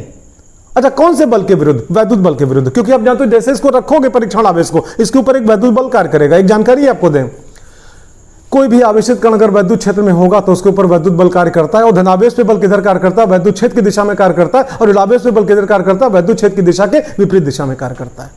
ये परीक्षण आवेश है, प्लस क्यू चार्ज है। वैद्युत क्षेत्र किधर है, इधर की तरफ। वैद्युत क्षेत्र की तीव्रता को ई से लिखते हैं, इसकी डायरेक्शन इधर है, वेक्टर सिंबल हमने इधर क्यों लगाया। तो इस परीक्षण आवेश को अगर यहां पे रखोगे, यहां पे रखते ही इस पर इधर की तरफ यहां पे क्या वैद्युत बल कार्य करेगा, और जानते हो कहीं आप चूके, हाथ ढीला हुआ, सट से बाहर भाग जाएगा। तो ऐसी कंडीशन में यहां पे आपने रखा, इसमें वैद्युत बल किधर लग रहा है, इधर के साइड में, और आप इसको ढकेल के किधर लेके जा रहे हो, इधर की तरफ। मतलब वैद्युत बल के विरुद्ध आप कार्य कर रहे हो। जितना आपने कार्य किया, मान लो उस कार्य को हम डब्ल्यू बी ए से लिखें, कार्य इंग्लिश में क्या बोलते हो, वर्क। पहला वर्ड का डब्ल्यू, कहां से कहां पे लाए, बी से ए पे लाए, तो डब्ल्यू बी ए ऊपर रखो, और जिस आवेश को आप चला के लेके गए, जबरदस्ती ढकेल के आप लेके गए, उसको आप नीचे रखो, और W B upon Q not या क्यू जीरो, इसी को हम क्या कहते हैं, दोनों बिंदुओं के मध्य का विभवांतर कहते हैं। अब रही बात इसकी डेफिनेशन क्या होगी, हमने पहले ही आपसे कहा किताब की परिभाषा कभी मत रटो, अपनी परिभाषा खुद बनाओ। कॉन्सेप्ट आपने क्लियर कर लिया, अब इसकी डेफिनेशन क्या होगी आप खुद देखो। यहां पे परीक्षण आवेश को वैद्युत क्षेत्र में स्थित किसी भी एक बिंदु से दूसरे बिंदु तक ले जाने में किए गए कार्य तथा उस परीक्षण आवेश के मान की निष्पत्ति, मतलब रेशियो या अनुपात को उन दोनों बिंदुओं के मध्य का वैद्युत विभवांतर कहते हैं। यह विभवांतर की डेफिनेशन हो गई। इसका यूनिट क्या होगा, मात्रक क्या होगा। आप देखो इसका मात्रक क्या होता है, जूल, और इसका मात्रक क्या होगा, कूलाम। जूल बटे कूलाम को आप क्या कहते हो, वोल्ट, शॉर्ट फॉर्म में। ठीक, तो आप देखो जूल बटे कूलाम बराबर क्या होगा, वोल्ट। इसका मात्रक हो गया। विभवांतर का मात्रक क्या होगा, वोल्ट। वोल्ट बराबर क्या, जूल बटे कूलाम। और यहीं से अगर आप चाहो तो वोल्ट की डेफिनेशन आप निकाल सकते हो। कैसे, सबके आगे आप एक एक बढ़ा दो, 1 1 1। चलो एक बार वीडियो पास करके जरा वोल्ट की डेफिनेशन अपने मन में जरा सोचो क्या हो सकती है। कॉन्सेप्ट तो क्लियर है ही है ना, ठीक, उम्मीद है आपने सोच लिया होगा। अब हम इसकी डेफिनेशन बोलें, वोल्ट की डेफिनेशन किसके, विभवांतर के आधार पर। यदि एक कूलाम आवेश को वैद्युत क्षेत्र में स्थित किसी भी एक बिंदु से दूसरे बिंदु तक ले जाने में किया गया कार्य 1 जूल हो, तो उन दोनों बिंदुओं के मध्य का वैद्युत विभवांतर सदैव 1 वोल्ट होगा। यह परिभाषा हो गई किसकी, वोल्ट की परिभाषा। अब हम आते हैं वैद्युत विभव क्या चीज होता है। देखो यहां पे एक खास बात, विभवांतर आपने पहले पढ़ा, अभी हम समझा रहे थे, हमने आपसे कहा विभव कोई चीज होता होगा, तभी तो इसका विभव हमने वी ए माना, तभी तो हमने इसका विभव यहाँ पे क्या वी सफिक्स में वी माना। अब हम वैद्युत विभव आपको समझाने जा रहे हैं। देखो वैद्युत विभव क्या होता है, इलेक्ट्रिक पोटेंशियल, वैद्युत विभव। अच्छा, अभी आपने तुरंत पढ़ा वैद्युत विभवांतर की परिभाषा, आपने क्या पढ़ा, V A minus V B बराबर W B A upon Q not. ये जो लिखा है ना, केवल ब्लैक कलर आप देखो, ब्लू कलर मत देखो, केवल ब्लैक कलर देखो। V A minus V B that is equal to W B A upon Q not, अभी तुरंत आप पढ़े हो। अच्छा, अब हम ये मान के चलें कि हमारा जो बिंदु बी है ये वैद्युत क्षेत्र में नहीं है, अनंत पे है। देखो यहाँ पे अनंत का मतलब जानते हो क्या होता है? जहां पे वैद्युत क्षेत्र खत्म हो जाए उसके बाद का पूरा एरिया क्या कहलाएगा? अनंत कहलाएगा। अगर शाब्दिक अर्थ पे हो गया अनंत का, जिसका ना कोई आदि हो ना कोई अंत हो, उसी को आप क्या बोलते हो? अनंत बोलते हो। ये तो साहित्यिक भाषा में हो गया। लेकिन यहाँ पे हम क्या मान के चलते हैं कि जहां पे वैद्युत क्षेत्र हमारा खत्म हुआ उसके बाद की पूरी एरिया को हम यहाँ पे क्या बोलेंगे? इनफाइनाइट बोलेंगे, अनंत बोलेंगे। ठीक है, तो मान लो बिंदु बी हमारा वैद्युत क्षेत्र में नहीं है, वैद्युत क्षेत्र के बाहर है, मतलब कि कहाँ? इनफाइनाइट पे है। तो अगर इनफाइनाइट पे है तो आप जानते हो वी बी बराबर क्या हो जाएगा? वी इनफाइनाइट, क्योंकि बी कहां पहुंच गया? अनंत पे। और तब जब कार्य की बात आएगी तो डब्ल्यू बी ए नहीं बोलोगे, आप क्या बोलोगे? W infinite upon Q not. विभवांतर की परिभाषा से ही निकाला गया। अच्छा, अब आगे चलो, हमने क्या कहा? बिंदु बी कहां? वैद्युत क्षेत्र के बाहर है। वैद्युत क्षेत्र के बाहर को आप क्या बोलते हो? अनंत बोलते हो। तो जब वैद्युत क्षेत्र के बाहर पहुंच गया तो क्या वहां पर कोई विभव होगा? बिल्कुल नहीं होगा। यानी कि आप यूं कह सकते हो कि यहां पे कि वी इनफाइनाइट, इसकी वैल्यू कितनी हो जाएगी? 0। क्यों 0? वैद्युत क्षेत्र के बाहर पहुंच गया बिंदु बी, और जब वैद्युत क्षेत्र ही नहीं तो विभव कैसा? तो ऐसी कंडीशन में आप देख रहे हो VA माइनस 0, तो VA माइनस 0 मतलब क्या? VA बराबर, और W यहाँ पे क्या? इनफाइनाइट हो जाएगा अपन क्यू नॉट। ये VA that is equal to W infinite upon Q not या Q0, जो आपको अच्छा लगे आप बोल सकते हो। और जहां पे VA क्या है? बिंदु A पर विभव। और इसी आधार पर अगर आप चाहो तो वैद्युत विभव की परिभाषा दे सकते हो। कैसे? आप सुनो। परीक्षण आवेश को अनंत से वैद्युत क्षेत्र में स्थित किसी बिंदु तक लाने में किए गए कार्य तथा उस परीक्षण आवेश के मान की निष्पत्ति को, निष्पत्ति मीन्स क्या? रेशियो, अनुपात को सदैव उस बिंदु पर वैद्युत विभव कहते हैं। ये विभव की परिभाषा हो गई। इसी आधार पे आप यहाँ पे वोल्ट की परिभाषा यहाँ पे दे सकते हो। कैसे? आप देखो, यदि 1 कूलाम आवेश को अनंत से वैद्युत क्षेत्र में स्थित किसी बिंदु तक लाने में किया गया कार्य 1 जूल हो तो निश्चित रूप से उस बिंदु पर वैद्युत विभव 1 वोल्ट होगा। ये वोल्ट की परिभाषा होगी किसके आधार पे? विभव के आधार पे। पहले की परिभाषा किसके आधार पे थी? विभवांतर के आधार पे। देखो, आपसे कोई वोल्ट की परिभाषा बताओ तो आपकी मर्जी, चाहे ये बताओ चाहे वो बताओ। लेकिन अगर आपसे कोई कहता है विभवांतर के आधार पे वोल्ट की परिभाषा बताओ, तब इधर वाला बोलना। विभव के आधार पे वोल्ट की परिभाषा बताओ तो इधर वाला आप बोलना। अच्छा, आगे सुनो। देखो, विभवांतर को नापने के लिए एक यंत्र का इस्तेमाल करते हैं जिसको हम क्या कहते हैं? Volt meter. देखो, गलती से भी वोल्टा मीटर मत कहना, क्योंकि वोल्टा मीटर जानते हो उस बर्तन को कहते हैं जिसमें वैद्युत अपघटन की प्रक्रिया कराई जाती है। और वैद्युत अपघटन क्या होता है? अपने केमिस्ट्री के टीचर से आप पूछना। बहुत पहले फिजिक्स में भी था, फिलहाल कोर्स के बाहर हो चुका है, आप देखना। वोल्टमीटर को हमेशा हम समांतर क्रम में जोड़ते हैं। क्यों जोड़ते हैं? क्योंकि समांतर क्रम में विभवांतर बराबर होता है और वोल्टमीटर क्या? विभवांतर ही नापता है। तो यहां पे देखना, एक सर्किट डायग्राम ने दिखाया पहले की तरह। ये आपका यहाँ पे क्या? एक विद्युत बल्ब हो गया, या कोई प्रतिरोध हो गया, ये कोई सेल हो गई, या यहाँ पे 24 बैटरी भी लगा सकते हो, ये कोई कुंजी हो गई। अब हमको यहाँ पे विभवांतर नापना है कि इसके सिरों पर कितना विभवांतर है। आप वोल्टमीटर लाओ, ये लो, हमने V लिखा ऐसे। V फॉर क्या? वोल्टमीटर, वो उसका इंडिकेटर है जो एरो मार्क बना हुआ है। आप यहां से तार निकालो, यहां से तार निकालो, डायरेक्ट जोड़ दो। लो, जैसे यहां पे कनेक्शन करोगे खट से सुई घूम के बता देगी बल्ब के सिरों पर कितना विभवांतर है।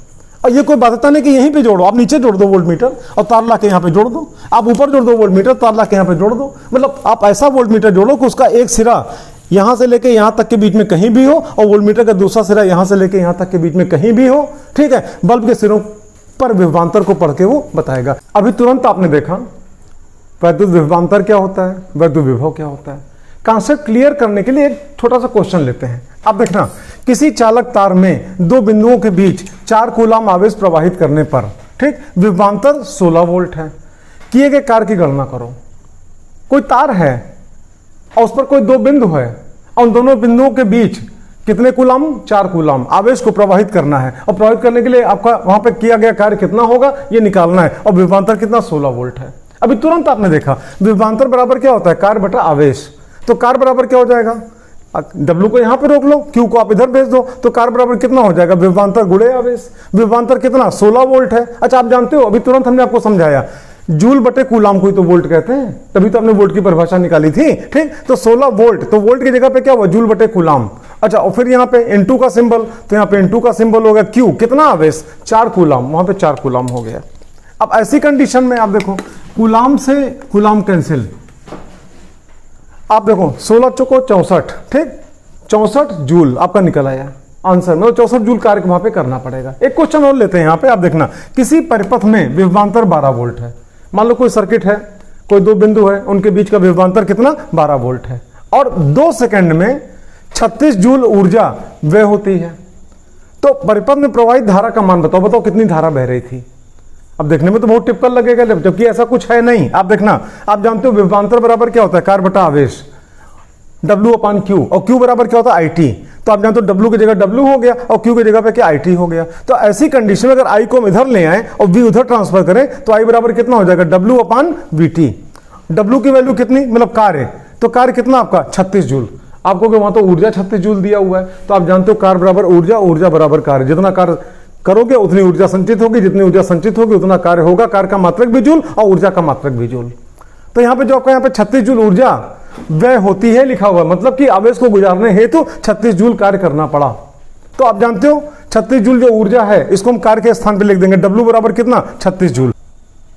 आप देखना I बराबर क्या, W/VT। W का मान कितना 36 जूल, V की जगह पे 12 वोल्ट और T की जगह पे कितना 2 सेकंड। अच्छा, आप जानते हो वोल्ट बराबर क्या होता है, जूल बटे कूलाम। तो हमने क्या किया, I यहाँ पे लिख दिया और 36 जूल ऊपर, तो 36 जूल ऊपर हो गया और बटे 12 वोल्ट, तो 12 और वोल्ट की जगह पे हमने जूल बटे कूलाम कर दिया, क्योंकि आप जानते हो जूल बटे कूलाम बराबर क्या होता है, वोल्ट। अभी वोल्ट की परिभाषा आपने दिया इसके पहले। और यहाँ पे 2 सेकंड है तो यहाँ पे 2 सेकंड हो गया, जूल से जूल कैंसिल हो गया, 12 थी 36। और उसके बाद आप देखना यहाँ पे 2 1 कम 2 और यहाँ पे क्या 1.5। तो ओवरऑल आप देख रहे हो यहाँ पे कितना 1.5 आ गया। आप देखो धारा का मात्रा क्या होता है, एम्पियर, तो यहाँ पे एम्पियर लिख दिया गया। और वैसे भी आप देखना यहाँ पे कूलाम है, कूलाम ऊपर चला जाएगा तो कूलाम बटे सेकंड को तो आप एम्पियर कहते हो। तो या तो डायरेक्ट आप समझो धारा I का मात्रक एम्पियर तो सीधे लिख दो, और या फिर यहाँ पे कूलाम को ऊपर लेके जाओ, कूलाम बटे सेकंड बराबर क्या एम्पियर, तो यहाँ पे एम्पियर लिख दिया गया। दोनों क्वेश्चन आपका सॉल्व हो गया, कुछ भी हमारे ख्याल से कठिन नहीं लगा होगा। और इसी टाइप के क्वेश्चन आपको मिलेंगे। और एक जानकारी आपको दे, यहाँ पे ऐसा नहीं कि बस 2 न्यूमेरिकल लगवाया बस हो गया। 10 वीडियो की पूरी सीरीज है जिसमें 5 वीडियो थ्योरी और बाद के 5 वीडियो केवल न्यूमेरिकल। गिन के 5 चैप्टर हैं आपके 10th में, तो शुरू के 5 चैप्टर आपके lecture 1, lecture 2, lecture 3, lecture 4, lecture 5 theory, और फिर आपका लेक्चर 6 से लेके और लेक्चर 10 तक आपका जितनी भी वीडियो बनेगी सब न्यूमेरिकल पे बनेगी। ये तो हमने तुरंत आपको पढ़ाया था विभवांतर विभव, तो हमने कहा चलो 1-2 क्वेश्चन आपका लगवा दिया जाए। अब देखो इलेक्ट्रिसिटी में तमामों सिंबल्स का इस्तेमाल किया जाता है। कई एलिमेंट्स लगते हैं, जैसे कुंजी लगती है, प्रतिरोध लगता है, या फिर बल्ब, विद्युत बल्ब लगाया जाता है, सेल लगती है, बैटरी लगती है। तो सबके अपने अलग अलग सिंबल हैं। तो क्या सिंबल है, कुछ मेन आपको मिल सकते हैं, वो हम आपको दिखाने जा रहे हैं। जैसे आप देखना वैद्युत सेल, आप जानते हो इस वीडियो की शुरुआत में हमने वैद्युत सेल आपको समझाया था क्या होता है। तो वैद्युत सेल का सिंबल ये हो गया, ये ऊपर एक लाइन खींची, एक यहाँ पे बड़ी, और इधर आप यहाँ पे क्या छोटी लाइन। बड़ी लाइन को आप धन प्लेट कहते हो, मतलब क्या एनोड, और छोटी लाइन को ऋण प्लेट कहते हो, मतलब क्या कैथोड। ठीक, फिर आपका नंबर 2 पे आप देख रहे हो बैटरी। देखो सेलों के समूह को बैटरी कहते हैं। एक सिंगल पीस है तो सेल, और एक से अधिक लगा हुआ तो बैटरी कहलाएगी। तो आप देखो 1 2 3, फिलहाल हमने 3 सेल लगवाए, और ज्यादा पावर की बैटरी होगी तो 4 सेल लगे होंगे, और ज्यादा होगा 5 सेल लगे होंगे। जितना ज्यादा पावर की बैटरी होगी उतने ज्यादा उसके अंदर क्या होंगे, सेल होंगे, आपस में जुड़े होंगे। अच्छा, उसके बाद ये प्लग कुंजी कहलाती है। कुंजी मतलब वही ऑन ऑफ वाला स्विच। तो आप यहाँ पे देखना, इसको फिक्स की भी कह सकते हो आप। यहाँ पे देखना, अगर इधर से करंट आवे तो यहाँ पे सर्किट क्या ब्रेक है, क्या करंट इधर जाएगी, कभी नहीं। या इधर की करंट यहाँ यहाँ पहुंचे, सर्किट ब्रेक है, तो क्या इधर आ पाएगी, नहीं। मतलब आप यूं कह सकते हो इधर से करंट ना इधर आएगी ना इधर की करंट आपकी इधर जाएगी। इस समय आपका जो प्लग है या कुंजी है फिक्स की है, ऑफ कंडीशन में है, धारा का आदान प्रदान नहीं होगा। और वहीं पे अगर बीच में प्लग लगा दें तो फिर आपका यहाँ पे क्या ऑन हो जाएगा, ये दोनों आपस में क्या कनेक्ट हो जाएंगे। इधर से अगर करंट आई तो इधर चली जाएगी, इधर की करंट आएगी इधर चली जाएगी। मतलब वही कुंजी ऊपर वाली है, यहाँ पे ऑफ पोजीशन में है और यहाँ पे क्या ऑन पोजीशन में है। अच्छा, उसके बाद आप देखना यहाँ पे तार संधि। देखो आपके घर में बिजली की वायरिंग होगी, तमामों तार दौड़े होंगे, आवश्यकता तारों को आपस में क्या जोड़ा भी जाता है। तो इस प्रकार से आपका जंक्शन कहलाता है इंग्लिश में, हिंदी में इसको संधि कहते हैं। एक तार इधर गया और यहीं से कनेक्ट करके एक तार हम ऊपर निकाल लिए, या एक तार यहाँ पे नीचे निकाल लिए, कहीं अलग निकाल लिए, तो ये क्या कहलाएगा, तार संधि कहलाएगी। अच्छा, यहाँ पे देखना तार क्रॉसिंग बिना संधि के। इसका मतलब क्या हुआ, एक तार इधर जा रहा है, एक तार ऊपर से नीचे आ रहा है, लेकिन यहाँ पे क्या हल्का सा घूमा हुआ है, और घूमे हुए का मतलब क्या हुआ कि ये तार इसको टच नहीं कर रहा है, ऊपर से ओवरलैप करा के निकाल दिया गया है। ठीक। अच्छा, उसके बाद देखना विद्युत बल्ब। तो बल्ब का ओरिजिनल आपका डायग्राम तो ये है। अब ये डायग्राम बनाने में थोड़ा वक्त लगता है, तो कम समय में अगर हमको बल्ब दिखाना हो तो इस प्रकार से भी दिखा देते हैं। ये आपका प्रतिरोध हो गया, धारा के रास्ते में जो भी अवरोध होता है उसे हम क्या कहते हैं, प्रतिरोध कहते हैं। ये प्रतिरोध का सिंबल हो गया। कुंडली, कॉयल जिसको आप कहते हो, ठीक है, ये कुंडली का सिंबल हो गया। अच्छा, ये परिवर्ती प्रतिरोध, जैसे मान लो कोई परिपथ है, उसमें कोई प्रतिरोध लगा है और आवश्यकता अनुसार प्रतिरोध का मान घट बढ़ रहा है, तो वहां पे आपका प्रतिरोध दिखा के एक एरो मार्क दिखा देंगे। या फिर इस प्रकार का अरेंजमेंट आपका है, इसको हम बोलते हैं रिहास्टेट। फिलहाल ज़्यादा आपके कोर्स में नहीं है। अगर रिहास्टेट आपको देखना होगा हमारे चैनल पे आप सर्च करना, केवल रिहास्टेट के नाम से एक वीडियो आपको मिल जाएगी, रिहास्टेट का क्या उपयोग है। रिहास्टेट की सहायता से परिपथ में हम धारा को नियंत्रित कर सकते हैं और रिहास्टेट की सहायता से किसी वोल्टेज को हम क्या डिवाइड कर सकते हैं। तो जब रिहास्टेट की सहायता से धारा को नियंत्रित करते हैं तो उसी रिहास्टेट का नाम क्या पड़ जाता है, धारा नियंत्रक। और उसी रिहास्टेट की सहायता जब किसी वोल्टेज को हम डिवाइड करते हैं तो वहां पे उसका नाम क्या पड़ जाता है, विभव विभाजक, एज पोटेंशियल डिवाइडर। तो फिलहाल आपके कोर्स के बाहर की चीजें आप खाली सिंबल समझो, इतना पर्याप्त है। अगर जिज्ञासा होगी तो चैनल पर सर्च करना, रिहास्टेट के नाम से पूरी की पूरी वीडियो आपको मिल जाएगी। अच्छा, उसके बाद फिर आप देखना, ये अमीटर का सिंबल हो गया। अमीटर क्या करता है, धारा मापता है। आप जानते हो अमीटर को हमेशा श्रेणी क्रम में जोड़ते हैं। श्रेणी क्रम में क्यों जोड़ते हैं, क्योंकि श्रेणी क्रम में धारा बराबर होती है। आप यहां पे देखो ए लिख के फिर यहां पे क्रॉस लगा हुआ है, तो क्रॉस नहीं है, अमीटर के ऊपर इंडिकेटर होता है, वो घूम के बताता है कितने एम्पीयर की धारा बह रही है। हमने इंडिकेटर का सिंबल बनाया हुआ है। उसी प्रकार से यहाँ पे वोल्टमीटर, ये विभवांतर को नापता है।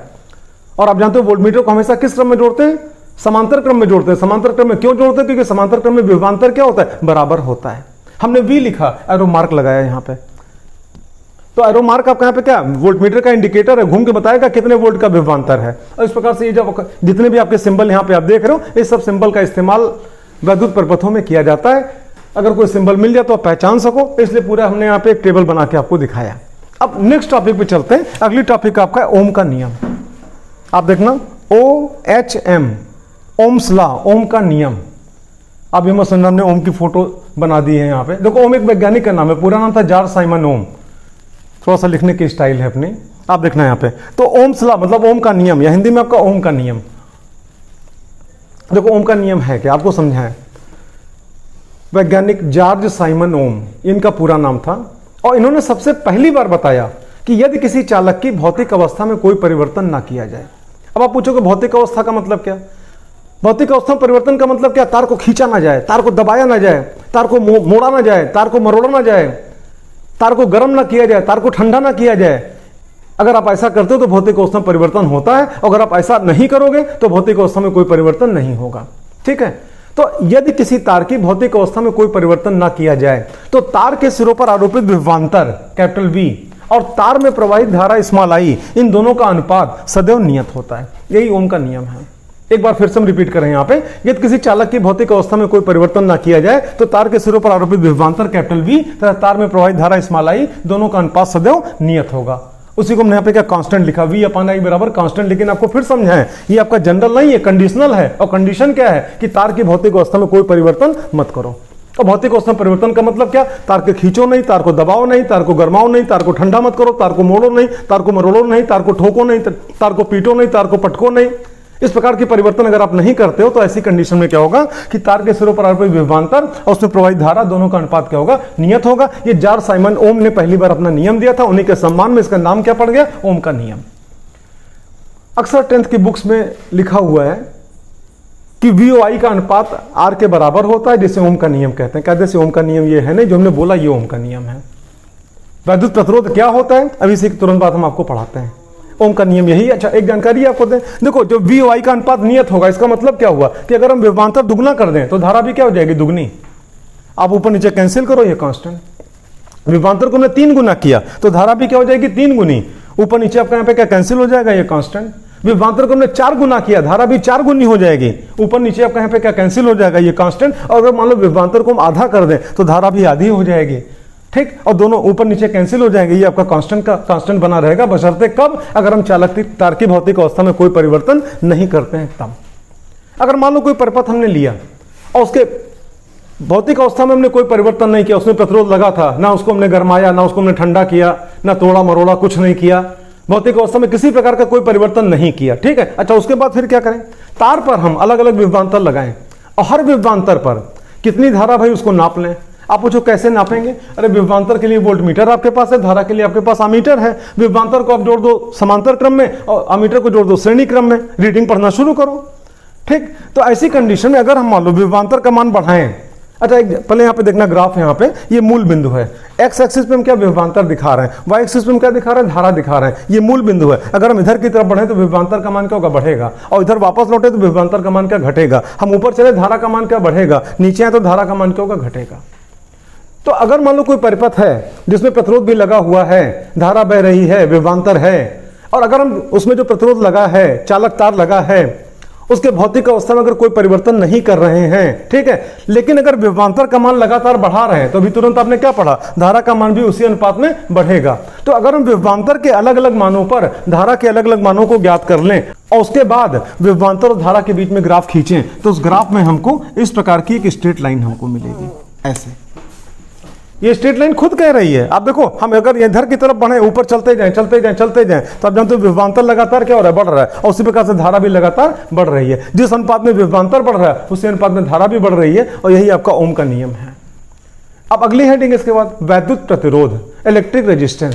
जानते हैं कि जब किसी चालक के सिरों पर विभवांतर आरोपित करते हैं तो उस चालक में विद्युत धारा प्रवाहित होती है। चालक के सिरों पर आरोपित विभवांतर कैपिटल वी तथा प्रवाहित धारा स्मॉल आई के निष्पत्ति को, अवयव को, अनुपात को या रेशियो को उस चालक का वैद्युत प्रतिरोध कहते हैं। एक बार जरा फिर से हम दोहराएं यहाँ पे, जब किसी चालक के सिरों पर विभवांतर आरोपित करते हैं तो निश्चित रूप से उसके अंदर क्या होगा, धारा बहेगी। तो जितना विभवांतर आरोपित किया उसको ऊपर लिखो और जो धारा बही उसको नीचे लिखो, दोनों को डिवाइड कर दो, जो आपका निकल के आएगा वो वैद्युत प्रतिरोध कहलाएगा। हमारे हाथ में मान लो चालक है, इसके सिरों पर हमने विभवांतर आरोपित किया, कितना, कैपिटल वी, और धारा प्रवाहित हुई कितनी, स्मॉल आई, तो इसका वैद्युत प्रतिरोध कितना हो जाएगा, आर बराबर वी अपान आई। आप सामने देखो, आर बराबर क्या, वी अपान आई। ये वैद्युत प्रतिरोध की परिभाषा हो गई। अच्छा, इसका मात्रक क्या होगा, आप जानते हो वी का मात्रक क्या होगा, वोल्ट, आई का मात्रक होगा एम्पियर, तो आज आर का मात्रक क्या हो जाएगा, वोल्ट बटे एम्पियर, और इसी को हम क्या कहते हैं, ओम। क्योंकि आप जानते हो वैज्ञानिक जॉर्ज साइमन ओम का बहुत बड़ा योगदान था, तो उन्हीं के सम्मान में प्रतिरोध का मात्रक उन्हीं के नाम पर डाल दिया गया ओम, OHM ओम, और उसका एक सिंबल दे दिया गया इस प्रकार से। तो आप यहां पे देखना, ओम बराबर क्या, वोल्ट बटा एम्पियर। अच्छा, यहीं से अगर आप चाहो तो ओम की डेफिनेशन भी आप निकाल सकते हो। कैसे, आप देखना, हम सबके आगे एक एक बढ़ा दें, ठीक, और हमने कई बार समझाया, बुक की परिभाषा कभी मत रटो, अपनी परिभाषा खुद बनाओ, सब कुछ आप समझ चुके हो।